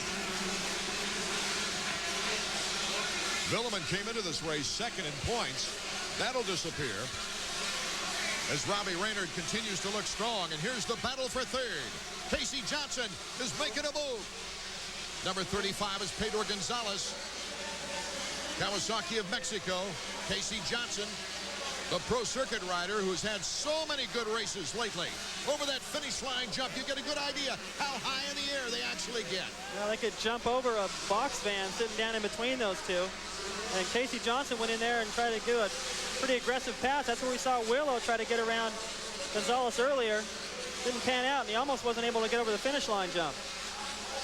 If he catches back up to Gonzalez at this point now, as he's lost a little bit of time, it's going to be tough for Gonzalez to the finish line because Johnson's got it. Pedro Gonzalez, who once ended up in the 125 West, second in points, and then had some injuries. It took away from his performance, and he's been trying to recover ever since. A broken leg while practicing in Monterrey, Mexico, his hometown, didn't help anything. But right now, this is a gutsy performance by Pedro Gonzalez. He's hanging tough. He's had pressure, and he's had to muscle his way into the position he's at. Could Casey Johnson be picking up something on the tires? Let's have Davey check as he goes by. We got a report from one of the corner workers that Casey Johnson might be having trouble with a tire. Anyway, here's Pedro Gonzalez starting to pull away a little bit more. I think it may just be where they paint the brand of the tire on there. You see that white spinning around. That could be. Of course, if I say it right now, it'd be a tire commercial. I'll leave that one alone, but that's what they do. Casey Johnson with a third in the first race of the year, a second in Seattle, a third in Minnesota. Trying to catch up with number 32, I should say number 35, Pedro Gonzalez. This is Casey Johnson. Lots of potential for the future in that lab. Now, he's a young kid, and he's learning a lot. And I know that Mitch Payton is a great guy to have in your ear at that age. And he's got a long ways to go. I'm sure he's going to win some races before it's over with. It's the white flag lap. Can Kevin Windham hold on, stay upright for his fourth victory of the year? Art, I don't think it even matters if he stays upright. He can still get up and win it, eh? No problem. Here's the heel clicker. You can see that coming. The crowd's on its feet. They would have been mad at him if he didn't do it. It's got to be a great feeling to win like this in front of all your friends. Well, every race that Kevin Windham has won this year, he has just absolutely run away from everyone. The heel clicker once again. Thrilling the 41,000-plus fans here in the Astrodome. Robbie Raynard has run a terrific race. It looks like Kevin Windham is just in another class. Tonight he is, that's for sure. The final lap underway. Windham cruising. He's on the corner. Here's the checkers. Oh, that's amazing. Just upside down. His second consecutive win on the season, his fourth victory of the year, and his second consecutive victory, the only one to ever win two in a row in the 125 ranks here in the Astrodome. Number one, Kevin Windham.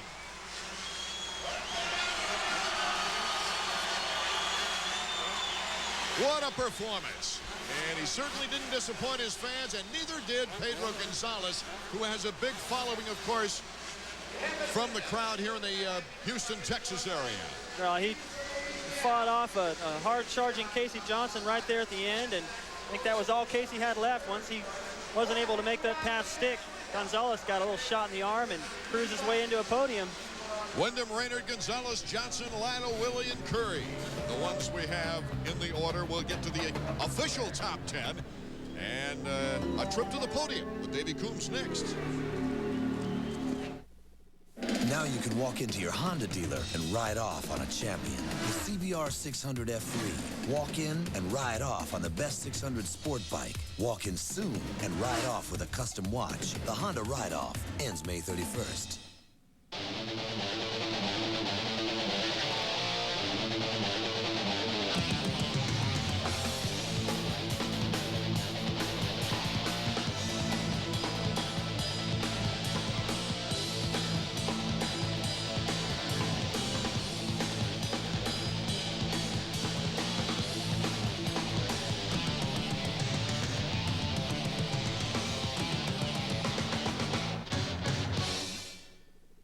Hey, Vince, there's a big old juicy hunter sitting on an ATV in the mud over there. You suppose he's stuck? I hope so. I'm starving. Wait a minute. That's a Suzuki King Quad. Selectable 2 or 4-wheel drive, 5-speed transmission, 3-speed sub-tranny. Nah, I've yet to see one get stuck. Then what's he doing just sitting there? Looks like he just stopped to... Reload! The Suzuki King Quad. More features than your friend's ATV. I'm a soft-spoken kind of guy. There's nothing more important to me than a quiet chat with my son, Shaquille. I just marched to the phone and dialed 1-800-COLLECT. The money I saved him, he can use to buy some new backboards. Take it through the hole, Shaquille. He's gonna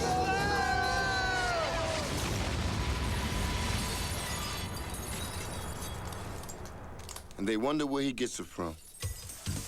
1-800-COLLECT. Save the people you call up to 44%. Kevin Windham will stand proud on that victory podium here in Houston, Texas, as his family looks on, his grandmother, his mom and dad, his friends. Davy's with him right now. It's got to be Smile City down there at Victory Podium. There was a lot of people out there cheering for those heel clickers. You gave them what you wanted tonight. Yeah, man, you have to, or I have to when I come to Houston, man. All my relatives, everything, every one of my friends from Louisiana comes here, and it makes me feel really good to race this race every time, and I just try as hard as I can to get the win for all these people that come and cheer me on. Well, that's about as perfect of a main event as we've seen this year. I'm going to give you this $500 check from 1-900 Pro Race. From the start on, man, you were in complete control.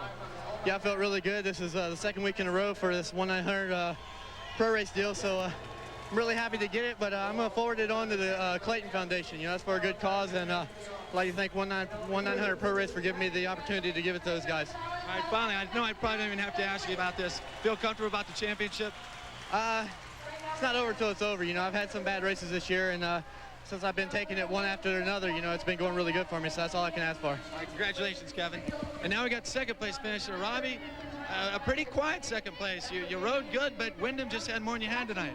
Yeah, all year long I've been having so much trouble with arm pump, and the same thing out there.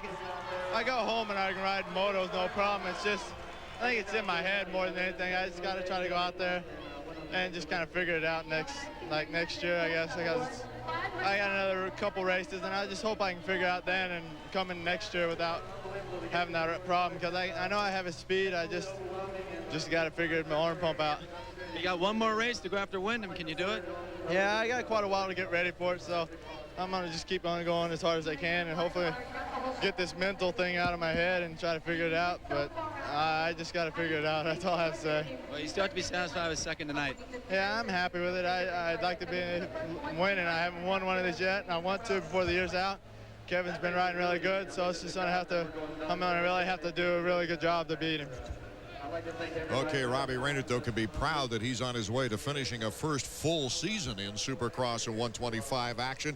And as he moves up past Villeman, he still is 19 points behind Kevin Windham. So Windham has not won the 125 Western Division. It has to go to Dallas, Texas Stadium.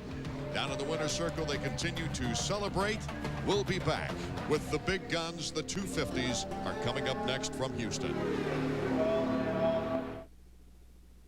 Just what does it take to get in shape and stay that way? If you think you need to go to a gym to lose weight, get in shape, and have a body like this, think again. This is Bowflex, a real workout at home that's so good, we guarantee results in 6 weeks or your money back. Think about it. You could get results like tighter abs, finer lines, a stronger chest, and more defined legs in only 6 weeks. It's not magic, it's Bowflex. All of the most effective exercises, plus a great aerobic rowing feature, ready for a quick workout whenever you are. Nothing could be easier. The results you want are only 6 weeks away. Don't think about it anymore. Take action. Call us and ask for a free video and brochure on the machine that works like an entire gym, but fits anywhere in your home.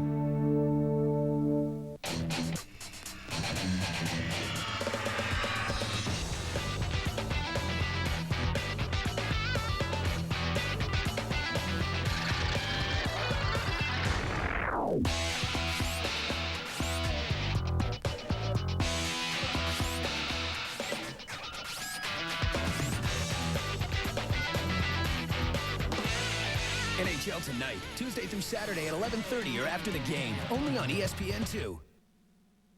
Welcome back to one of Supercross's most famous venues, the Houston Astrodome. Hello, everybody. Art Ekman along with David Bailey. We've had 5 different winners this year, 10 different guys on the podium. We've got one of the tightest points races that we've seen in years, David. Well, I'll tell you what, in the pits, it's get nervous time. Each Emig and Henry and McGrath, 6 points separating these guys. The title's on the line, and that call comes, first call to the staging area for the main event, and just you get the butterflies, and the start is so critical tonight. In the first heat, we saw such good action between Henry and McGrath, Henry battling by him. But then in the second heat, Emig's heat was a little quicker, and he had Bradshaw in tow, who's won here 3 times. It's going to be close. The Suzuki points list shows how close it really is. Emig by 4 over Henry. McGrath just 6 points off the pace and climbing. Even Albie and LaRocco are not out of the top 3.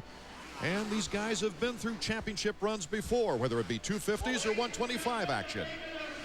Makes it interesting, especially for a guy like me, because I'm sitting in a points chase. You know, I got everything to lose. Everybody else has everything to gain. I've caught up in the points, and it's close now. And now we're going to see if anyone can stay up there or they're going to buckle. You know, it's just like starting out at the first race, actually, because we're all so close. So I think now is the time to be strong mentally, and we'll see who's got it. Let's see what it's like down at trackside now. Davey Coombs, come on in, Davey. I've been watching all night. We've been watching the track breakdown and everything. Right, like we said, we had that first heat race. It was very close, but beyond that, the guy who got the start pretty much took off with it. This is the kind of track where you get a breakaway. You have to ride defensively if someone's behind you. So we'll watch the 250 main event. If someone gets a hole shot, gets a little bit of room, it's going to be a lot of trouble for these guys. Taking a look at the starting grid. There you see it, the Suzuki starting grid. Greg Albertine. Bradshaw's done so well on this track in the past, and as you mentioned earlier in the qualifying rounds, David Bailey, I think he might have saved up a little bit for this one. Well, I think he did. He charged after Emig in the early going in the heat race, and Emig's heat race turned out to be a little quicker. Of course, that doesn't always mean a lot, since these guys tend to save a little bit and not burn themselves out in the heat race. But Bradshaw looked focused. He took last weekend off. I know he's ready and looked fast enough in the heat race. They can do that for 20 laps. Doug Henry, an amazing performance with Jeremy McGrath that brought the fans here 41,000 strong right out of their seats in the first qualifying heat, getting a last shot at practicing that traction before he gets back. And the traction is very good here in Houston. We've seen very, very few slipping. There's a lot of traction out there. This soil is notorious for being sticky, and Henry was the last guy to pull up to the gate. I used to do that on purpose during the parade laps. I didn't want to pull back up there and have to sit there all that time while everybody filed in. Before he pulls in right next to Jeff Emig, and here are the eyes of Jeremy McGrath. Can he win 2 in a row after going so long, winning his first race of the season? Never went 7 races before winning. It looked to me like last weekend something just clicked, and part of that decision, and I was talking with his mechanic Wyatt, and he felt the same way, was that in the first lap, Emig had the hole shot, but Jeremy got in there and bumped Emig out of the way, and it totally looked like it threw Emig off of his rhythm, and Jeremy went on, and it looked like he found what he needs. And the guy that can win 13 in a row, I don't think it's too hard for him to win 2 in a row. Jimmy Button getting his last second instructions. Let's go down to Davey Coombs. Kind of off his game. I think one of the problems is he injured his arm at the Outdoor National Games, so it took him a couple rounds to get his stuff back, and I saw in that heat race he had a great line where he passed Jeremy McGrath. Very curious to see if he can hit that same line 20 times in a row. It's a complicated line, not a lot of room for error there. That's a good point. He may not have to hit that line 20 times, but it's still a tricky section just to do once. Jeremy wasn't doing it. I'm sure he's going to make that correction before the main, especially if he's got Henry back there again. It's $1,000. Whoever hits that chalk line out of turn 1 first. We've got a long straightaway and almost a sweeper as far as turn number 1 is concerned. And right out of that into a whoop section. It's broken up by a double jump. In that whoop section, Jeremy was doing something a little different. You may see that in the main event. He was jumping the completely opposite timing of everyone else. And there you see how far it is to that first corner for these guys. We're almost set to go. The fans are on their feet now right before us, and they're off. Who will get the whole shot now? Number 10 is Bradshaw to the outside. To the inside is Henry. Oh, it looked like a tie.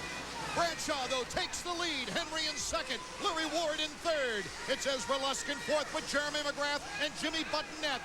McGrath is now in fifth spot. Unbelievable. Bradshaw flew into that first corner. He hit that berm so hard he almost moved it. He's won here before, and he looked good in that heat race. But he's got Henry behind him. Henry was very creative in the heat race against McGrath, finding a way by. One thing we didn't mention, Michael Craig, who's won Supercrosses before. There's Dalby. Albie went down and tries to restart, finishing second in his last two races. As you see on the screen, I don't have to read that for you. He tries to get back into the action now. It's Bradshaw out in front, but Henry right on his tail. Larry Ward, a surprising third, especially after having to win a semi to get into the main event. That's happened before, though. Albie did it the first race of the year, coming out of the semifinal round to win a Supercross race. Bradshaw is looking so aggressive right now. He's starting to open up a little distance over Henry and Ward. Bradshaw looking like he did when he was winning 9 races in a season. You can see his elbows are up. He's over the front of the bike. He's charging everywhere, and he's really on the power hard as he comes down off the jumps, trying to get away from these guys. The question I would ask you, David Bailey, coming off a very bad case of the flu, does he have the energy to hold on for the whole race? Well, we're going to find out pretty soon, but I know that it had to help him taking last weekend off from Minneapolis to try to get healthy for this week. Our points leader, Emig, is in 7th place. Right now, Damon Bradshaw, tight corner there for the top 5. It's Henry, Ward, Lusk, McGrath. McGrath bumping the back fender. Jeremy might be thinking, I got to make my new move pretty soon. I don't want to get Bradshaw too out in front. Right, and also he's got Henry up there in second, so he's keeping tabs on him. There's Jeremy. Watch this. He jumps over the double jump, and he jumps from the second one into the whoop section. The only guy doing it. He can do it every lap clean, doesn't waste any energy there. Lusk is not giving in to him, though. Oh, what a battle we've got here in Houston. Damon Bradshaw, who's won 3 times. And there's Henry taking the lead. Bradshaw coming right back off the mountain. That Thor Mountain has proved to be a great place to pass. The corner going in, and if you blow it, the guy, if you pass, squares it and jumps back over the top of you. Here comes Henry again. Henry just won't give up. He is fully healed, that's for sure. McGrath has gone down. And Larry Ward coming in there and gets stuck on a hay bale. He tried to make the pass. He gets going, but he loses a couple of spots. Lusk and looks like Button went around him. So our new leader is Doug Henry, and if he stays in this position, he could be our new points leader. Damon Bradshaw in second place, Ezra Lusk in third, but Jimmy Button in fourth. Then Emig is moved up to fifth. It's LaRocco in sixth, and then Jeremy McGrath in 7th place. Bradshaw's a fighter, don't forget. He's not letting Henry get away.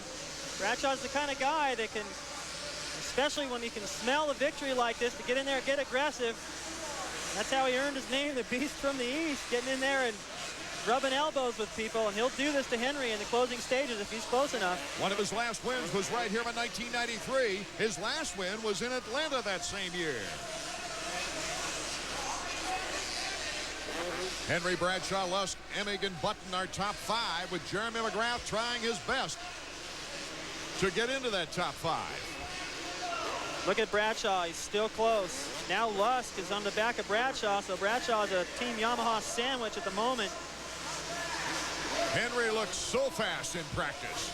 And then to have that bar-to-bar banging battle with McGrath and come out on top, had to really push him to the favorites role. Emig knows where he's sitting. He can see all these guys right in front of him. There's Emig's view up to the leader. If he stays where he's at, it's going to be very close. He may lose the points lead here tonight if he can't move up a spot. Bradshaw looks like he wants to make a move on number 20, Doug Henry. He's starting to inch up, looking for his spot now. Damon Bradshaw is going to challenge. Ezra Lusk in third has dropped back a little bit. Now Bradshaw, they bunch up into that corner. Bradshaw Art has got that rare ability that I've seen from Johnson, I've seen from Hanna, where you're riding a certain pace, the guy catches and passes you. Usually that's it. He just starts to pull away slowly. Bradshaw will readjust his pace, ride with more adrenaline, more determination, and come right back. They could have scraped some paint on that one. Henry, Bradshaw, Lusk, Emig, Button, and McGrath are ordered. They fly by a lapper who's down. Bradshaw, mistake. Lusk, bar to bar now with him. And here comes Emig. Emig now makes the pass on Bradshaw. Damon not willing to give up, though. Damon Bradshaw on the inside. Now he tried to stop and prevent Emig from squaring it and getting over the top, but Emig just planned a little bit better. So one tiny mistake for Bradshaw. He was knocking on the door of Henry. Now he sits in fourth, and Button's breathing down his neck. Back and forth we go, but still, it's Henry out in front with Lusk in second place. A run for the checkers is on right now. As you can see, every move means valuable points as this Supercross season heads down the stretch.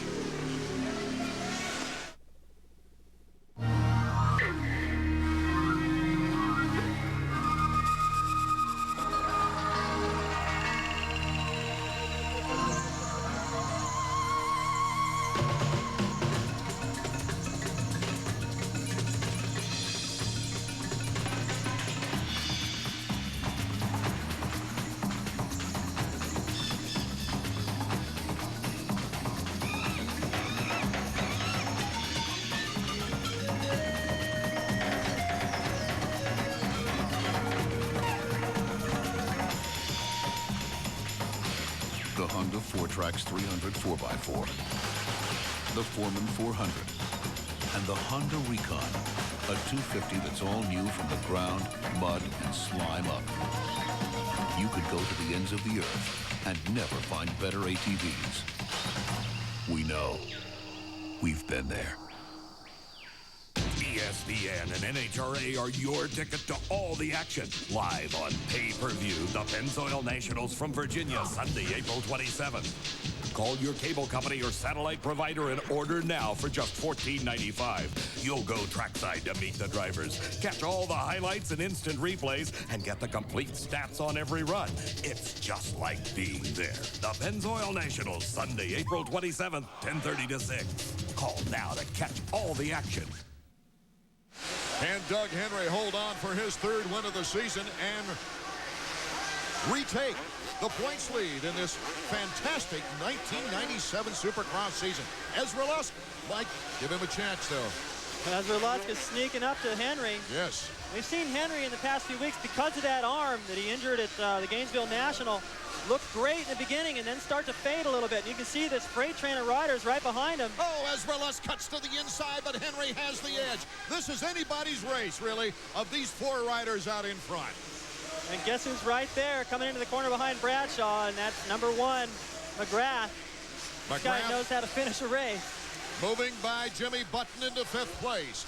So it's Henry, number 20. Number 11, Lusk, looks over the shoulder the wrong way as Jeff Emig, number 3, in 3rd position. This will be interesting to see what happens in the corner. Lusk will try to stop him. Didn't work. Nice cut by Emig in 2nd place. What an amazing ride from Emig. I've seen him ride from the hole shot and win. I've seen him finish on the podium. Look at that. Doesn't waste any time. Incredible. Jeff Emig, what a performance. You know, we used to see him get out in front with hole shots, 5 in the last 8 rounds. He did not get the hole shot today. He's showing some real character in class right now. He wants to keep that points lead. Things stay the way they are. It looked a few laps ago like he was going to lose it. Now he's putting points on everybody with Lusk in between himself and Henry. Back to Jeremy. That's going to give him another couple of points boost. With Jeremy Albrecht, Emig's mechanic is Davey Combs. Actually, I was down here with Jeremy, but there's so much commotion going on down here. We lost him. But one thing I want to tell you guys, Jeremy McGrath had a run-in with either Larry Ward or Jimmy Button over there. His left sleeve is rolled up. It looks like his clutch lever might be bent, but the kid's charging. He looks like he's on it. Keep it on him. Look at that Jeremy McGrath. There you can see his shirt sleeve as he reaches up to pull a tearaway, clear that vision after making the pass. Jeremy McGrath does not want to get... Oh, and Henry is down. As we told you, anything can happen. Looked like he was holding his arm, his left hand, he's looking at it. Sometimes you smash your hand like that and it goes numb completely, making sure his fingers are still there. What a bad break for Doug. Oh! Jeff Emig Out in front, Ezra Luskin second, and Henry goes down again. Just as he started to take off, that was my reaction. I was watching him try to go, and he hung up on the center of that jump, went right over the handlebars. Bradshaw went down with him. Jeremy McGrath is now in third. It's the points leader, Jeff Emig, in first. Ezra Luskin second. Jeremy McGrath in third. And coming on strong is Mike LaRocco. Devastating in the points battle for the championship for Henry right now. It looks like he's not going to score any, maybe a point for 20th, but he's riding around very slow at the tail end. Oh, that's too bad for Doug Henry, that's for sure, because Doug was such a competitor in the thick of the 250 points race. It's not over yet. Lusk is all over Emig. You can see McGrath lost a little bit of time to that lead group, but in the next couple laps will be the story. If Jeremy can close that gap a little bit, it'll be a three-way fight to the checkered flag. I can't wait for that. Let's go back to Davey. Okay, I got Jeremy now. Jeremy, you're telling Jeff there's a lot of action going on behind him. Well, I'm not telling him anything. You know, he just came from the back. He knows what speed they're going. He just passed him. Lusk is riding good, but they should kind of follow and get up down. But anyway, you know, he knows he's there, and he knows what to do, and he already got there, so I'm not going to tell him anything. Ezra Lusk trying to catch up on Jeff Emig coming off the big mountain, the Thor Mountain. He's only 3 bike lengths away right now. You know, Lusk has looked good, and if it weren't for a couple of double-digit results, he'd be in the thick of things in a points race. Ezra Lusk climbs up on Jeff Emig's back tire. Now he's rubbing the back tire. Emig can feel that, and what set that up was Emig got into a bunch of lappers there and really had nowhere to go, and that allowed Lusk to capitalize. Lusk and Jeremy McGrath able to get by the lappers quicker. Let's go back trackside. Okay, I'm down here with Yamaha. They're having a fire drill down here. Doug Henry pulled in. His hand's bleeding. His left hand looks like he really crashed hard on it. They tried to straighten the bike out, and I think Henry's done for the night. This is devastating, Yamaha's title hoax. Oh, is it ever? Doug Henry, who had such a valiant performance in the early going. As you see there, very disappointed walking off. A second in Los Angeles in the opening round. He won the next round, a 6th. A win then coming up in Seattle. A 3rd place followed. He was #1 in the points. And then bad luck has struck him down here in the Astrodome. That's unfortunate too. Right in the corner that they just came out of, went into that. He went down, then crashed again trying to get going. I don't think that caused any trouble. I think the damage was already done. But that's going to drop him way back. Any chance of grabbing the title with the way that Jeremy is starting to come on and the way Emig is coming into his own this year, those guys would be really tough to catch. This could be a very big win for Jeff Emig. He's already leading Jeremy McGrath by 6 points coming into this race. If Jeremy McGrath were second behind him, he'd still pick up 3 more. Right, as it stands, if Lusk can stay where he's at, he just made a big mistake though in that whoops. Saw the front end shake. It looked like his hand almost came off the handlebar, but he regained control, and that's going to be a 5-point gap if Jeremy stays where he is as we start the Honda stopwatch. He's only 3 seconds back. All kinds of time, all kinds of laps. There goes Button number 18. Button having another good ride, and so is Larry Ward. And here's Damon Bradshaw, fading 16 seconds back of the leader. Through all of this, we've maybe overlooked LaRocco a little bit. LaRocco looking strong in 4th. You know, he didn't get the best start either, but he's ridden good through all the fighting and bar banging and guys going down, and it's continued to run in that 4th, 5th, 3rd place, consistent. This is Lusk's best performance, I think, of the year. Even during the time he took his 2nd place behind Doug Henry, he was riding Henry's lines, and it was almost like practice to him. But right now, he's keeping up with one of the greatest riders in this game today, Jeff Emig. Jeremy McGrath now is starting to move a little closer to Ezra Lusk. There you get it. 57 seconds. Quite a bit quicker than the 125. This is a fast pace right now, and if Lusk goes wide the next lap with Jeremy that close, Jeremy's going to go in there and take it away from him. Jeremy McGrath with more podiums, 6 podiums, than any other rider on the track here tonight. Let's go down to Davey Coombs, who's with Wyatt Seals. Wyatt, I saw you just found the board for him to run Emig down, but he's got a little problem with Ezra Lusk first. Yeah, I mean, as long as he doesn't focus too much on Ezra, I mean, that's what I'm trying to get him to do, to look past him. Sometimes you focus too much on one guy, and it's tough to get around him. So if he can look past him, see Jeff, maybe run him down, I hope he'll, get past Ezra this lap. Well, Ezra is certainly riding in a sandwich between the two best riders in the world at the moment. This would be a big boost for him, even if he wasn't able to get the win over Emick. If he held on to second like this, you see Button and Larry Ward out in top 5. This would be a good confidence booster for Ezra. He's been down on the ground the last few weeks. He could have had a lot better finish, better standings in the points if he hadn't had those crashes. But he's been riding fast all year. LaRocco having a horrible time in the whoop section on the near side of the track. And Larry Ward and Button able to take advantage of that situation right now as we take a look at Ezra Lusk in second place. Ezra's run a flawless race so far. He's got a long ways to go, about 6 more laps. This is the point in the race when you start to get a little bit tired and the tiniest things start to bother you. These guys do as much as they can to keep their goggles clean, but what you don't realize is that all that sweat building up inside is if you land too hard or make a mistake on the racetrack, that explodes on your lens and is trying to look through a leaky diving mask for the rest of the race with the pressure of McGrath breathing down your neck. Not easy to do. Fourth place is Jimmy Button, as Ezra Lusk now has dropped 4 seconds behind Jeff Emig, and McGrath is 7 seconds off the leader's pace. And Button, not too far as he comes out of that corner. You can see Jeremy entering this corner right here before Thor Mountain, having another great ride. It doesn't look like he's going to make the podium unless he can get around Jeremy, but who knows? We saw Henry go down just when he looked like he had everything in control. Larry Ward in 5th place.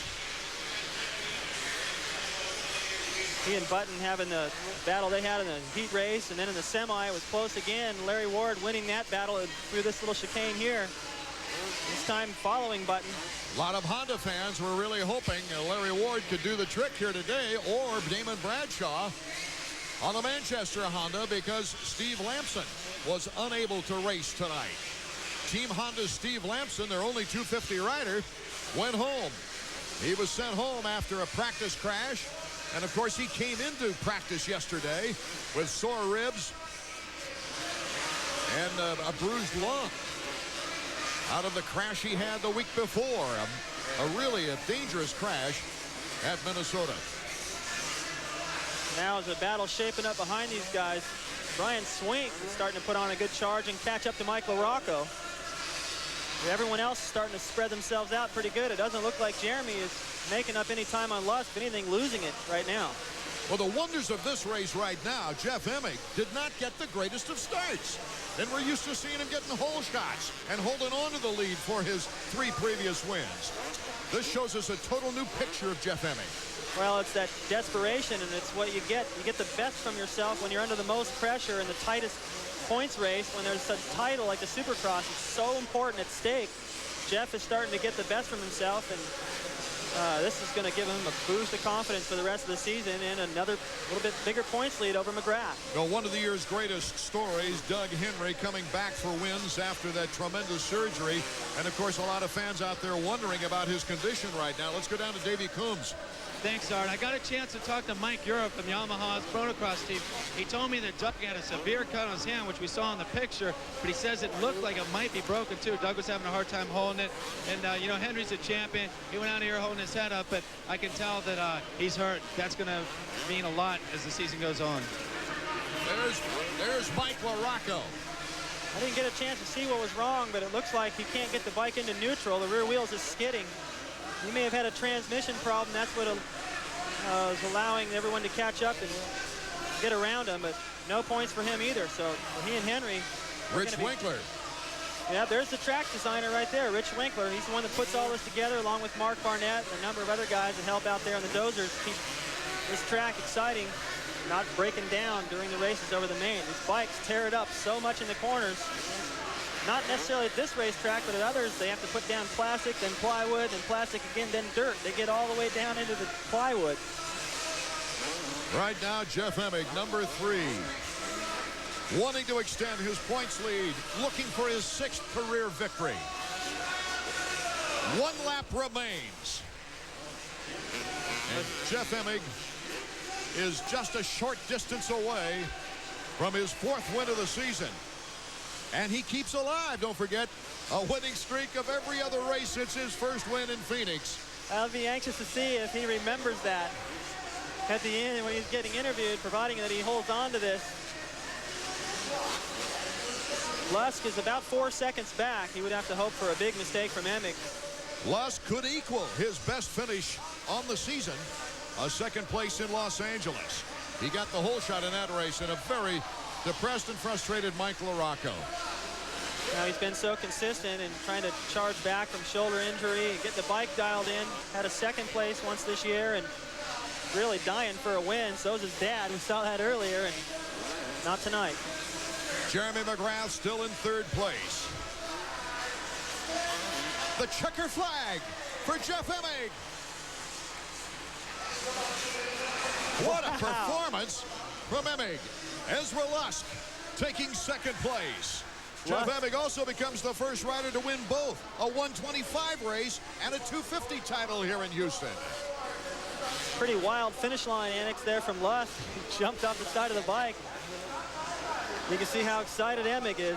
In the last race, he got the whole shot, but he had trouble with the speed of Button and the persistence of McGrath.